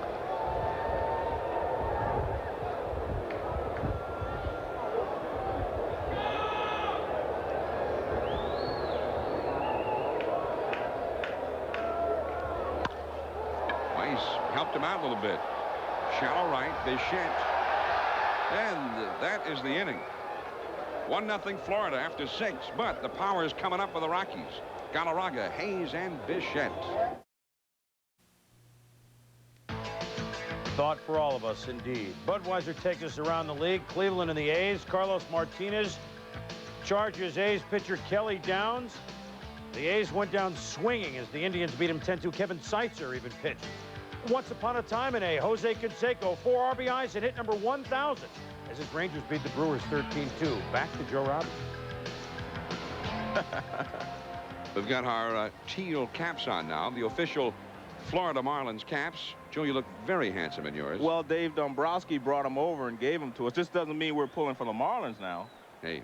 This just means that they were very nice to us. I tell you what, Joe, if you hung around here for a week, they would activate you. Now batting for the Marlins, second baseman Joe Morgan. Yeah, I can see it. I've got them all fooled that I can still play until I get in the batter's box. Then I'd come in and do the game and I'd rip you. Here's Andres Galarraga, the big cat, El Gato Grande, and the pitch is a strike to Galarraga. Now this is a big inning for Jack Armstrong. He has only a 1-run lead in the 3 big sluggers in the Rockies lineup coming up. Curveball high in the air, straightaway center.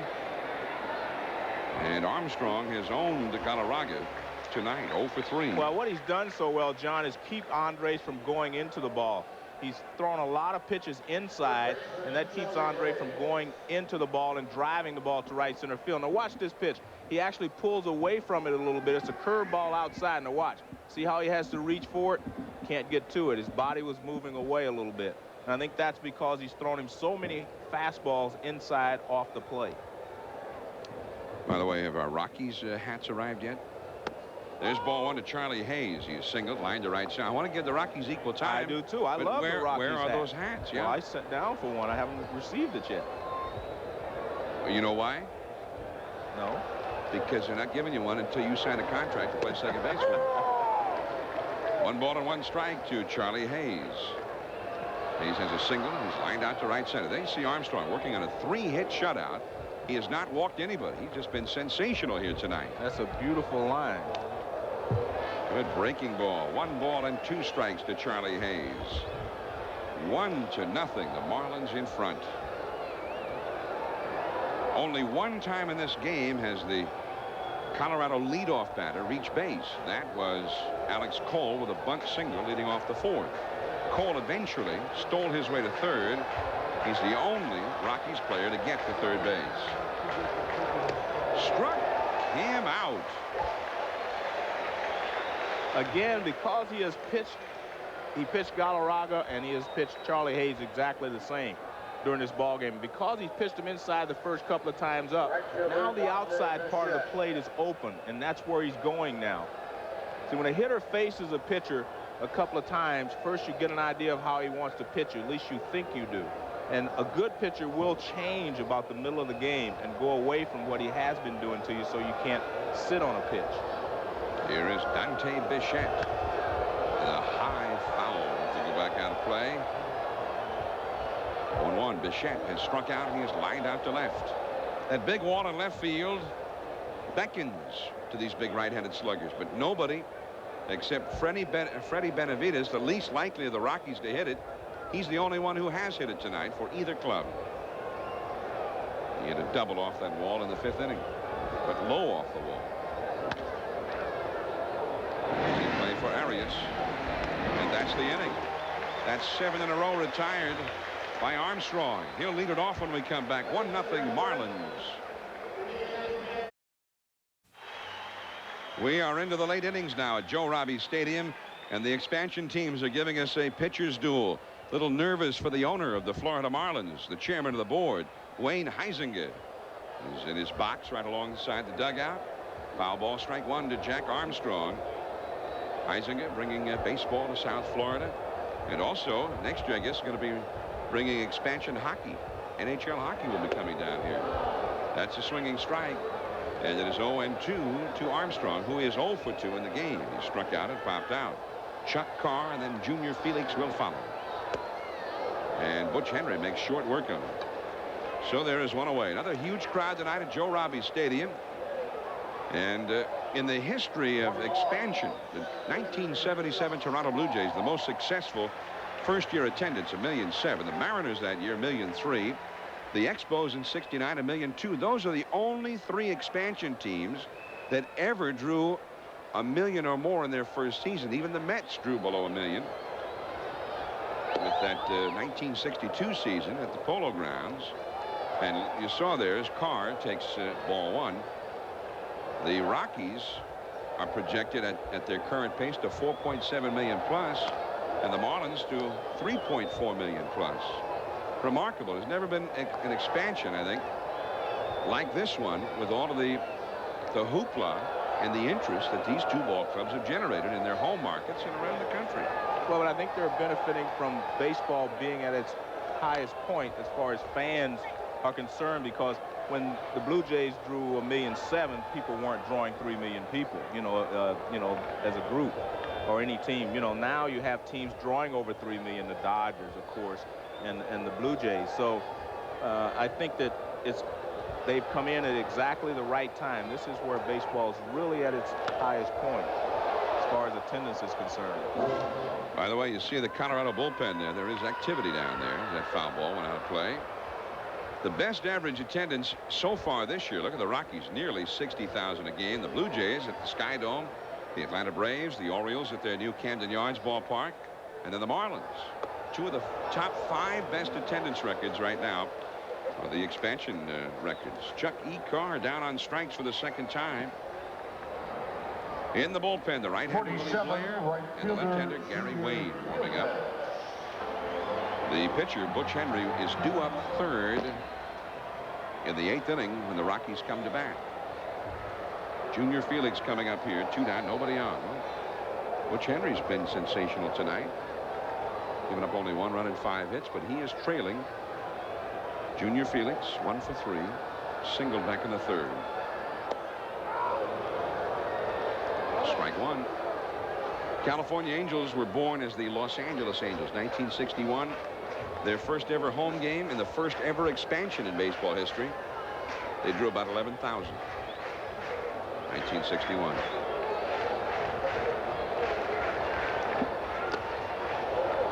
Oh, and 2 the count. Of course, much is made about how these teams would do their first year. The worst expansion team in history, the New York Mets, 1962, were also the club that was the earliest ever to win a World Series as an expansion club. So you could make a little too much of how they do this first year. Didn't swing, says Bruce Fleming. By the way, Bruce Fleming wanted us to say hi to Ed Montague. Montague will rejoin the crew here Tuesday night when the Reds come to town. That ball is back into the bullpen area. Ed Montague was injured this spring and has not worked yet. But he's going to rejoin Bruce Fleming's crew here in this ballpark Tuesday. And Bruce wanted us to welcome him back. Strike 3 call. Henry, in probably his final inning, has his best inning. He strikes out the side. We go to the 8th. 1-0 Marlins. Scorecard for Sunday Night Baseball. 1-0 Florida leading Colorado, top of the 8th. It's been a tale of 2 pitchers. Butch Henry, only 1 run and 5 hits allowed, 8 strikeouts.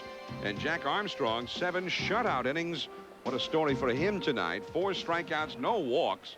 And here we go into the 8th. He has never in his career won a game where his team got less than or 3 runs or less on his behalf. And he has only 1 run tonight, and he's made it stand up as we go to the 8th. Girardi 0 for 2. He has struck out once. That's a foul ball. And you see Magadan was right along the line. They're guarding against the extra base hit now. On both sides of the infield are the Marlins. Don Zimmer. He was an expansion fellow back in 1962. He was an original Met. Now coach for Don Baylor.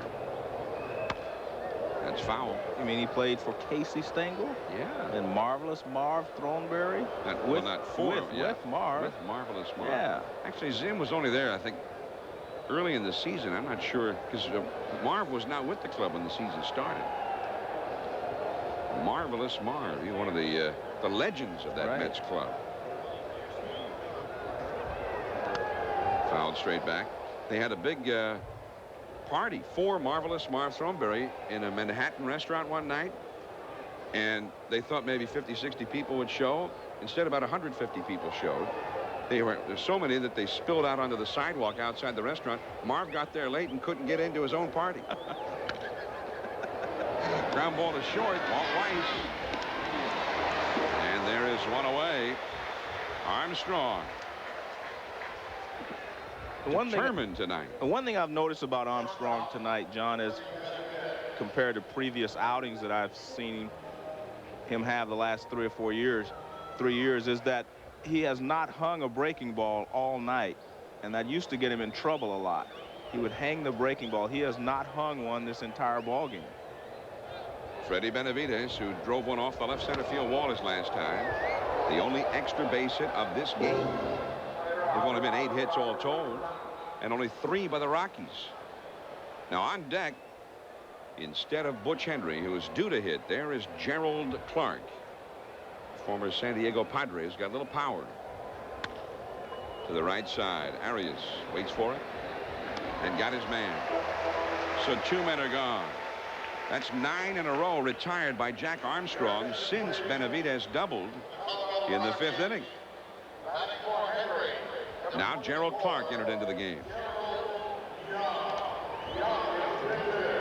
Or as the public address announcer called him, Gerald Young. Yeah. And Gerald Clark backed out and said, wait a minute. Well, I guess if you're not hitting well, you can't really argue about what they call you. No respect, man.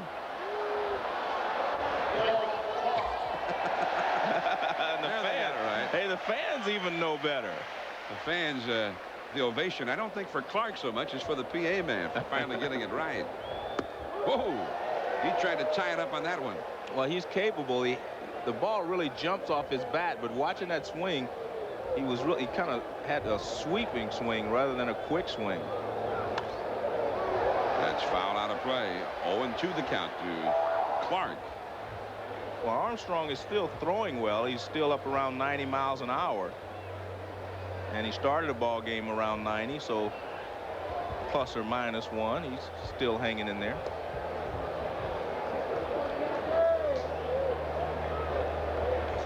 I've always felt that Gerald Clark was going to be an excellent player. He's got a lot of ability. He just has to find his groove. This is the 11th pitch that Armstrong has thrown this inning, and only the 2nd out of the strike zone. It's as if he's getting stronger as the game goes along. 99 pitches thrown, and he's just real strong here in the 8th inning. 2 down and nobody on. 2-2 the count. To the looper. Arias can't get it. Base hit.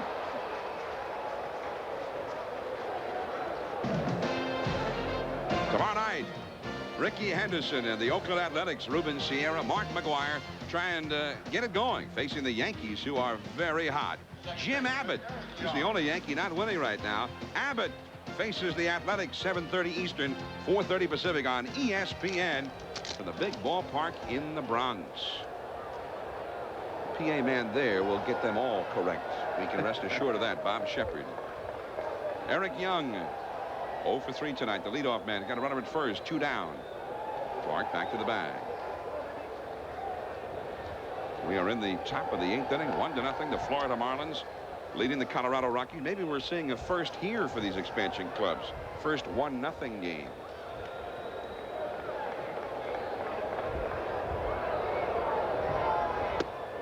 Eric Young, and it's strike 1. Remember, Young with 1 home run, but it was as the first Rockies batter in their first game at Mile High Stadium in front of 80,000 people against the Montreal Expos. Young was with the Dodgers last year.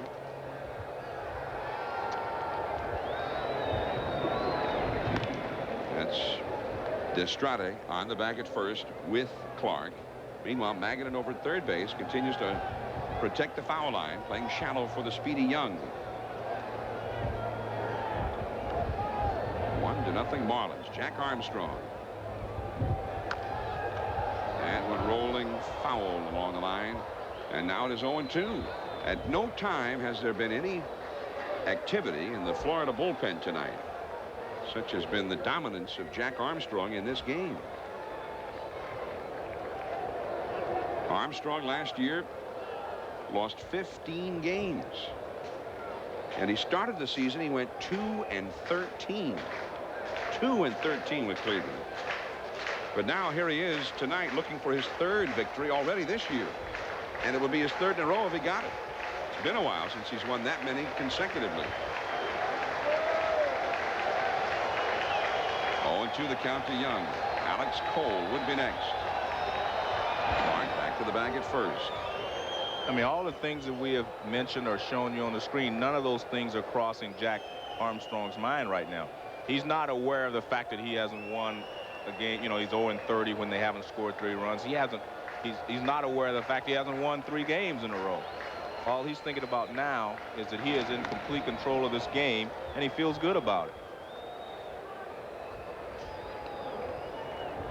One of those nervous games. One hanger here, one pitch in the wrong spot could cost him this game. Every pitch could mean the game at this point. When you're pitching a 1-0 ball game, you're always under pressure not to make a mistake. Base hit. Clark will go to 3rd as Carr gets it back in. Consecutive singles with 2 down from Clark and Young. And now Alex Cole will come up to try and get that tying run home. It's only the 2nd time that the Rockies have gotten a man to 3rd base. Well, the pitch is down. It's not a bad pitch. Well, it's away, and he drives it right back through the middle. And Clark easily goes around to 3rd on the play. And the runner at first, Eric Young, has stolen 11 bases this year. Interesting situation here. Do you run him from first base, let him steal, or do you hold him there and hope that Cole can hit one of the holes that it creates? Well, let me give you one fact before you make your decision. Okay. He's been thrown out 5 consecutive times. 0 for his last 5. Strike 1 to Cole on the foul ball. Yeah, but see, we have all these kind of books up here to tell us all these things, all these sheets. Don Baylor, of course, knows that he's been thrown out too, but he also has confidence in the fact that he can steal a base. Well, how about this? Last night, he got thrown out twice in the same inning. All right, now watch this, though. With a runner at 3rd base, Santiago has to look at 3rd first before he throws to 2nd base. So that gives him another step. I bet he wasn't out by over a step. Could create some problems if he runs. Yeah. Clark's not a bad runner either at 3rd base. Exactly. And that's why Santiago goes to the mound. He wants to tell Jack Armstrong exactly what he's going to do in case Young does take off. We'll keep an eye on that runner at first, Eric Young. Armstrong ready. Young not going. The ball is inside. 1 ball, 1 strike. Cole has 1 hit tonight, but it was a bunt. There is bullpen activity now for the Marlins in the right field bullpen. There he is, the right-hander, Jim Corsi, who was with the Oakland Athletics last year. And talking to Baylor before the game, one of the reasons Young has been thrown out is because he wasn't getting a big enough lead before. And they worked on that today. There he goes. A strike. And not only do they not throw, nobody even covered. They disregarded him. You know, that's one of the things that I've noticed happening more frequently in the last few years is not throwing through on that play.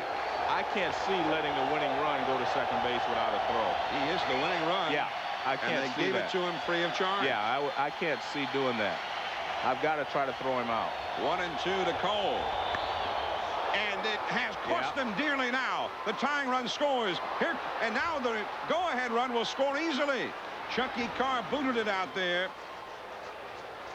And so now the question of the strategy, because also Santiago, that great arm, if he'd thrown through, he might have ended the inning by throwing him out. It doesn't matter if I'm catching. I'm still going to try to throw the go-ahead run out. I'm not going to let him walk to 2nd base. The Carr comes in. He really didn't have as good a shot as it looked to get Young, because Young runs so well and there were 2 outs. So as soon as the ball was hit, he was running all the way, and he scores the go-ahead run. But that is the reason you can't do it. You have to try to throw the lead runner out if he trying to steal a base. Well, Marcel Latchman, the pitching coach, out to talk to Jack Armstrong. 2-1. All of a sudden, the Rockies are ahead here. By the way, they will score Eric Young's move to second as a stolen base, even though quite obviously the Marlins were completely indifferent at that moment. That indifferent rule is something that should be stricken from the books, as they say, because he got the second, and he's now maybe the winning run. Yeah, he scored what is the go-ahead run. I agree with you. If there's a tactical advantage, it should be called a stolen base. Good point. I think it should be one anyway. Guy takes the base. Give it to him. Give him the credit. It's not his fault they don't try to get him out, is it? He's going. It's up to them to decide whether they can throw him out or not. I've always agreed with you on that one. Good.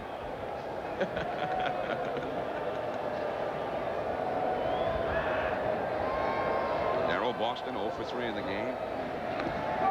And there goes Alex Cole. The ball got away from Destrade. Well, Cole, the Major League's leading stolen base artist, didn't have to steal this one. And I think he wanted to. Well, he was about to go, I believe, and it's not that bad a throw. Destrade just didn't reach out and grab it. We'll see who they give the error to. I mean, it's offline a little bit, but not that much. And they're going to give it to Armstrong, which they normally do. E1. And that is a called strike to Darryl Boston. Andres Galarraga is on deck. 2-1. This big crowd here at Joe Robbie, very, very quiet now. This masterpiece that had been fashioned by Armstrong has begun to fall apart here in the 8th inning. All happening with 2 down. And the count goes to 1-1. With 2 down, Gerald Clark singled. And then Eric Young singled. And they let Young steal second. And the next pitch, Cole made the strategy look terrible with a single to center. 2 runs in. They swing. Yes. John, even if Alex Cole would not have gotten a base hit, I still think it's not good strategy to let the, go ahead run walk down to second base.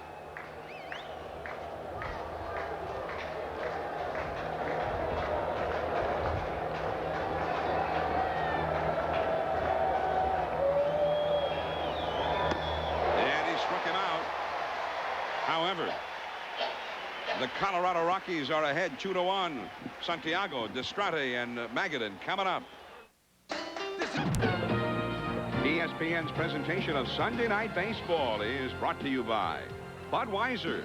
Fresh, pure, natural, proud to be your Bud.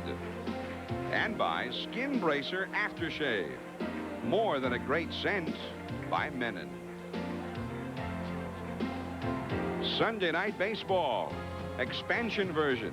For the first time, Sunday Night Baseball coming to South Florida to Joe Robbie Stadium. And the hometown team is trailing. The Rockies 2 and the Marlins 1. And now the Colorado Rockies go to their bullpen for Willie Blair, who will try and save this one for Butch Henry. Willie Blair, you see his numbers there, 3.65. But look at those walks, 7 walks in 12 1/3 innings. And that has been the bane of the Rockies' existence. They've been walking too many men, and they have not found themselves a reliable late inning closer. There's Gerald Clark. He stays in the ball game to play left field. So Darryl Boston has retired for the game, and Blair will be inserted in the number 3 spot in the batting order, which is 9th in the next rotation through the order. Benito Santiago leads it off. It's ball 1. Can the Marlins mount a comeback here at home? They're trailing 2-1. One thing Baylor told me before the game, it's been very frustrating. The Rockies have lost 6 games in the late innings that they were leading in the late innings. Darren Holmes was the closer. He's been removed from that job. Into the hole, Benavidez. And he got it. And Santiago, who has delivered the only Marlins run tonight with a single back in the 5th, is retired. He's 1 for 4. And again, with just 1 run separating the teams, the big wall in left field, the teal curtain, the teal tower, it beckons. Here is Orestes Destrada with the new pitcher. Orestes will switch around and bat left-handed now. And the Rockies have not won a single game this year in which they have led by 2 runs or less after 6 innings. They've not protected any kind of a lead like that yet. Caught at second by Eric Young. Hit very hard by Destrade. And he is now 0 for 4. 2 down in the Marlins' 8th inning. You know, what's strange about that, John, is even if you do not have a good closer, usually you will still win most of the games that you go into the 9th inning leading. It's a line drive, and Young gets down on one knee. Nice play. Dave Magadan, he is singled, grounded to second, and grounded to first. 1 for 3. Magadan, we mentioned, sees a lot of pitches. Very patient up there. In each of his 3 previous at-bats tonight, the count has gone to 3-2 before the at-bat was determined. Jeff Conine is on deck. Willie Blair throwing strikes. Misses with that one. 1 ball, 1 strike. By the way, we mentioned people from around the country were calling the switchboard at Joe Robbie Stadium to offer some names for the big wall in left field. We've gotten calls from Palm Springs, California, Linwood, Massachusetts, Cherry Hill, New Jersey. This wall could really catch on, Joe. One was called the Teal Tower. We understand that the boomer, though, Chris Berman, named it the Teal Tower already. Here's an interesting one, the fish net.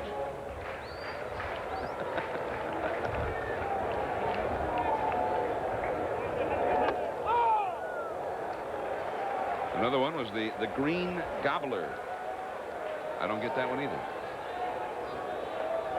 Keep trying, people. How about the big wall? The big wall. The scoreboard. The scoreboard and the clock tower. Here's Jeff Conine on deck, hoping to bat. Whack deep into right center. Way back there. Is it a home run? No. It is not a home run. A double for Magadan. And oh so close to a home run. Magadan is not so sure. He thought it was out. He's asking the umpire. Ryan Gorman, the second base umpire, immediately signaled that the ball was in play. There's Brian Gorman. Let's have another look at it here. It's a line drive, hard hit. Now watch, Bichette goes back. That's a home run. I think that ball was gone. It hit something above the yellow line. That's gone. Maybe not. Maybe not. Don Baylor heading out to the mound now. Willie Blair almost gave up the game-tying home run to Dave Magadan.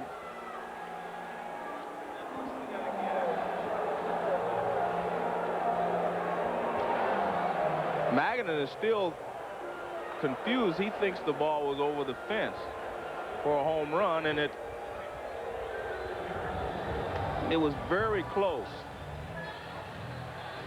We're going to take a look at it, and we'll try to see if this ball actually hits the top of the wall and comes back, or if it actually goes out.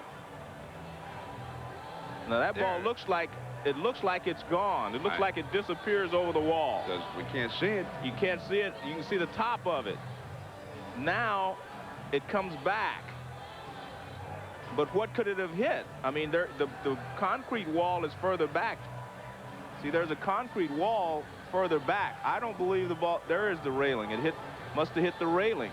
Well, that railing should be. The railing is. That railing would be out of play, right? It'll be a home run. Well, it should be. Yeah, because it couldn't have hit the back wall. There is a railing there. But I guess. I think it hit right between that railing and the wall then. Yeah, but the point is, just because it hits above the yellow line doesn't make it a home run. That probably is part of the ballpark, part of the fence, that railing. See, there it is now. There's the railing right there. Because it hit part of the ball, you know, that railing is in play apparently.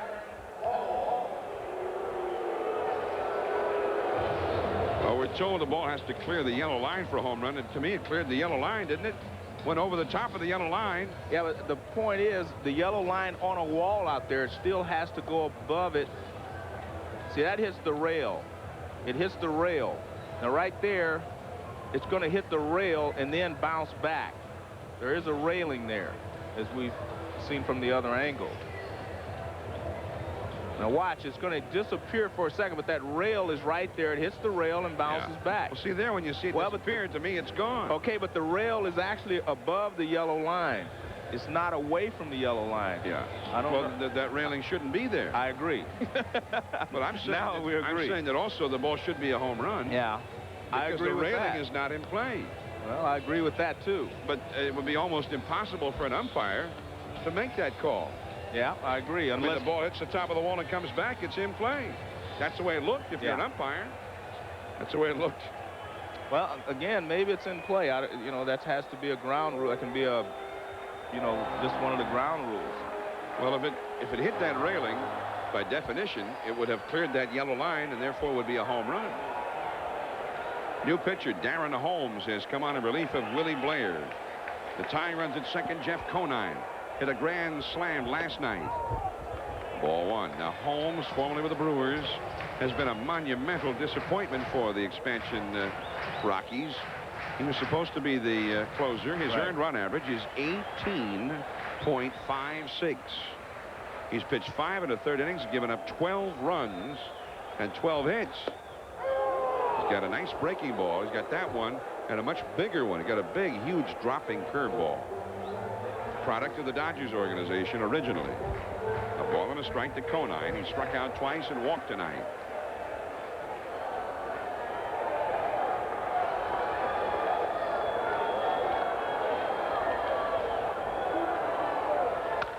High drive to left field toward the big wall. Caught.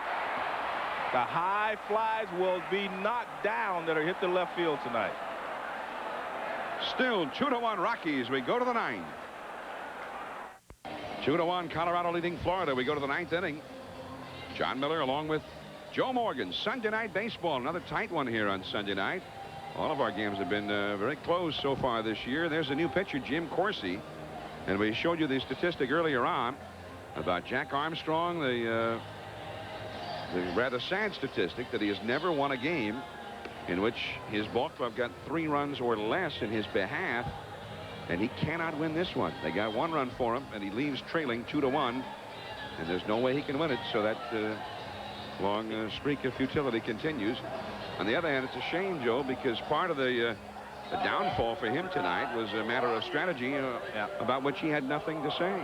I mean, it was not up to him to decide in terms of letting Alex Cole, or rather Eric Young, steal second there in the 8th inning.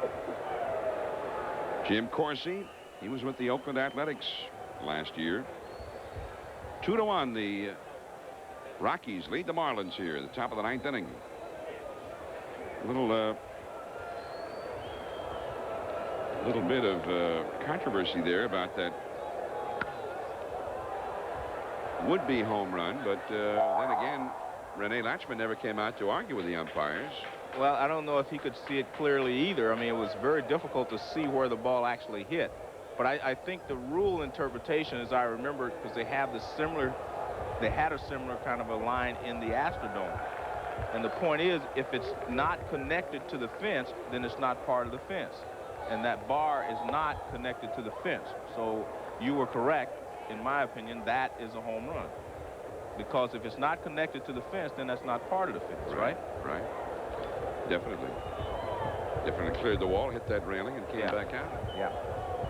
I mean, if it clears the wall and hits anything, then it's a home run. And you see that railing there. See, the railing is not connected to the padding. See, it's not connected. It is behind there. The reason I know is they had something between there a second ago. I think what they're going to have to do is raise that fence an extra few inches so that can't happen. Right. Otherwise, there are going to be these little controversies that will simmer. Well, you know what, John? The only controversy is me and you talking about it. Well, they'll be showing. Hey, Latchman did not go out and argue, as you're pointing out. No one else really argued. Magadan asked a question, so really, we're the only ones that's making this a controversy. Well, here in the ballpark, that's true. But all around Florida, people watching ESPN tonight are enraged right now. That's a foul out of play. 1 ball and 2 strikes. To the big cat, Andres Galarraga, 0 for 3 tonight. His average has fallen below 400. It's all the way down to 398.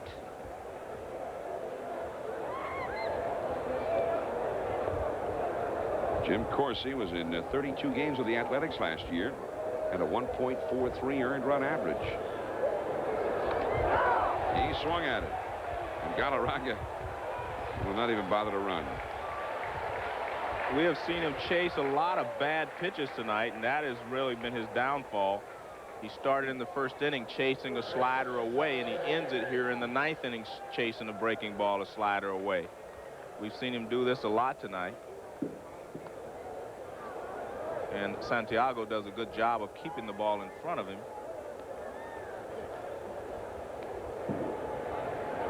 But he was due for an off evening. You can't hit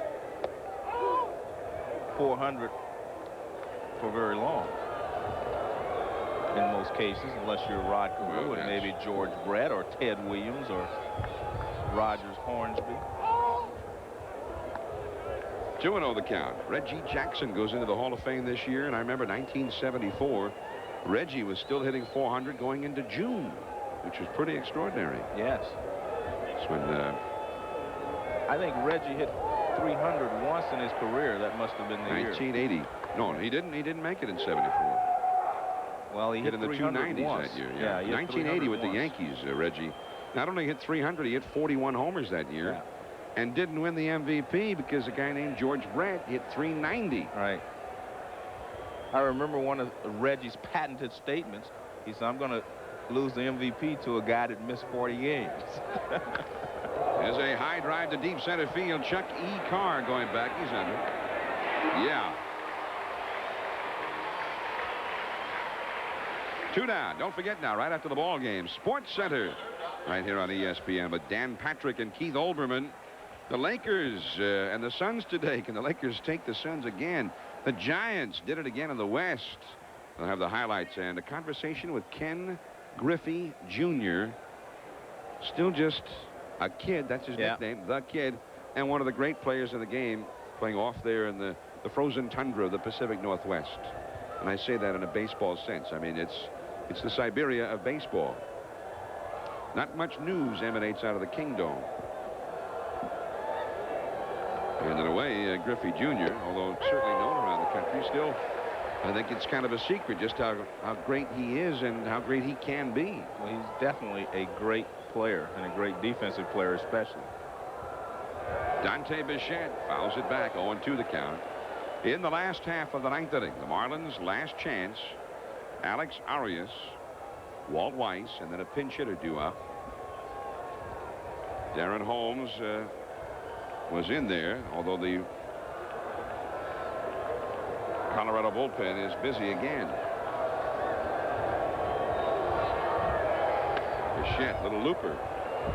And Arias goes out to get it. He'll be coming up to lead it off. Last chance for the hometown Marlins, trailing the Rockies 2-1. Joe Robbie Stadium is rocking here as they're hoping for a comeback in the last of the 9th inning. Some late night magic for the Marlins is what the hometown fans are asking for. The first pitch from Darren Holmes called a strike to Alex Arias. And it is 0-1 with Joe Morgan. This is John Miller. Sunday Night Baseball coming to South Florida for the first time. Our look at the expansion club. It's been a good game. 2-1, Colorado ahead. That is strike 2 call. Arias is 1 for 3 tonight. He singled back in the 4th. Remember, Butch Henry is the pitcher of record. Tonight, he set a Colorado franchise record with 8 strikeouts in his 7th inning. That's the highest strikeout total by a Rockies pitcher. Curveball. Beautiful. Strike 3. That was a beautiful curveball. They had him completely set up by throwing 2 fastballs right by him. Then he threw him a good curveball. Look at the breaks. The ball starts way up and then the bottom falls out. And Arias is way over the top of it. Here is Walt Weiss. 2-1, the Rockies ahead. The Colorado bullpen is very busy. Don Baylor taking nothing for granted with his bullpen right now. But so far, Holmes coming in, throwing strikes. That pitch is too high, ball 1. Holmes has been falling behind hitters and has had just nothing but trouble. He's walked 7 men in 5 1/3 innings. There's Greg Briley, a left-handed hitter. He has come out on deck. Too high again. And as soon as you say that, he falls behind 2-0. But he does have the only save, as we mentioned, for the Rockies this year. But he's also blown a handful. Very high. 3-0. You know what's interesting is the first pitch he threw to Arias. He threw well. He got a strike, and he threw the ball well the entire at bat. He missed with the first pitch here to Weiss, and he hasn't thrown the ball hard since. Even that pitch right there, not the same fastballs that he was throwing to Arias after he got ahead in the count.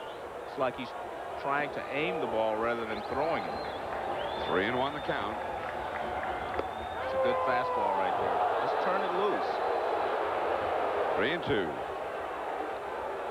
Walt Weiss tonight has walked, hit into a force play, and fly down. Galarraga guarding the line at first. That's a high foul. Will drop back into the crowd. Still 3-2. 41,370 is the paid crowd tonight here at Joe Robbie Stadium. Not quite a sellout. In fact, a little bit below average. Ball 4. He got the walk.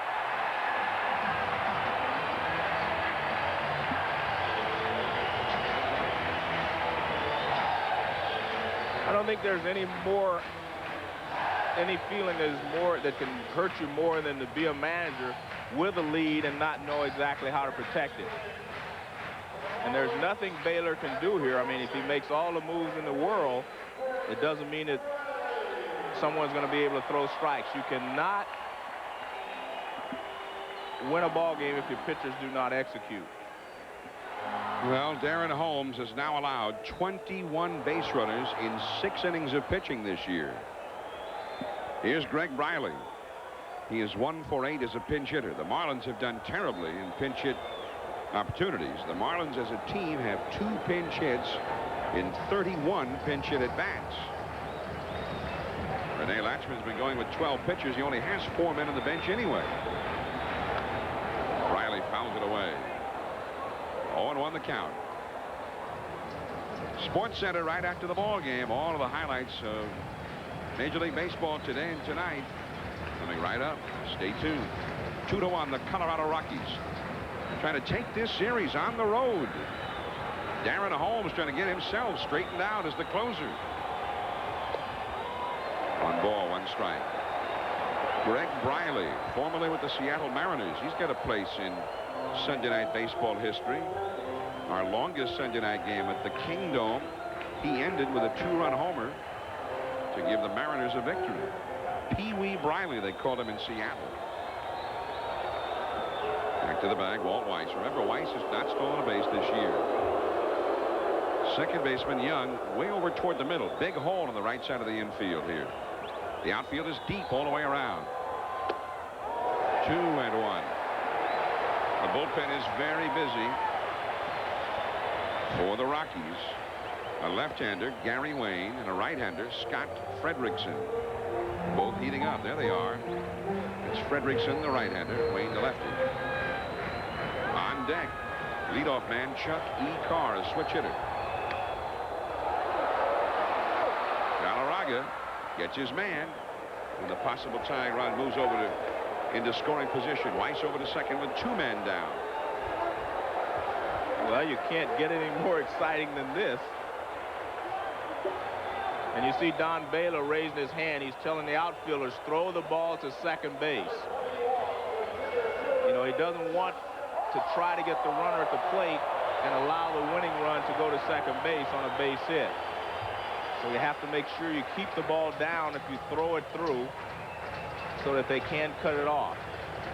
Chuck Carr, he has scored the Marlins' only run tonight. With a bunt single back in the 5th, he stole second and eventually got home. Curveball misses. Carr has only 1 hit in 12 at-bats this year with the runner or runners in scoring position. He has not driven home a run this year. Not at all. in 69 at-bats.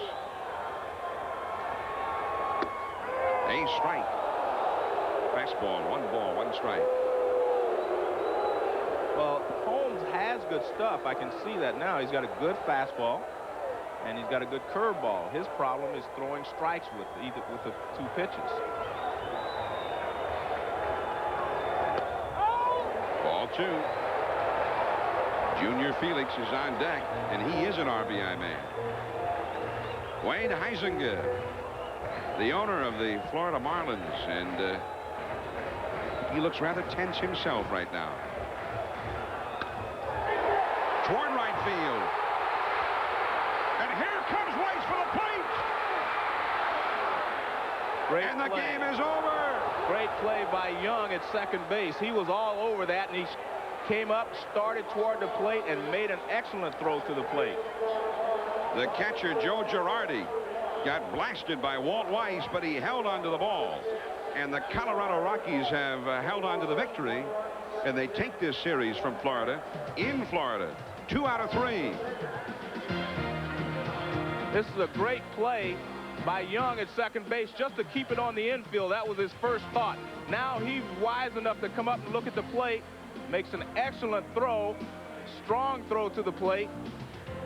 Girardi gets it, tenses up for the collision, and makes a nice play. Walt Weiss did what he had to do. Girardi did what he had to do. The Rockies are heading to Chicago, a winner here tonight. Now we'll see you next Sunday night. The Cincinnati Reds, Barry Larkin, Roberto Kelly, Kevin Mitchell and company, and the Houston Astros at the Astrodome, 8 Eastern, 5 Pacific. We hope you will join us then. The final here tonight. 2-1, the Rockies have defeated the Marlins. The winner, Butch Henry, Jack Armstrong, the loser, and Darren Holmes got that second save. Sports Center comes up next. Now, from Miami, John Miller for Joe Morgan. So long, everyone.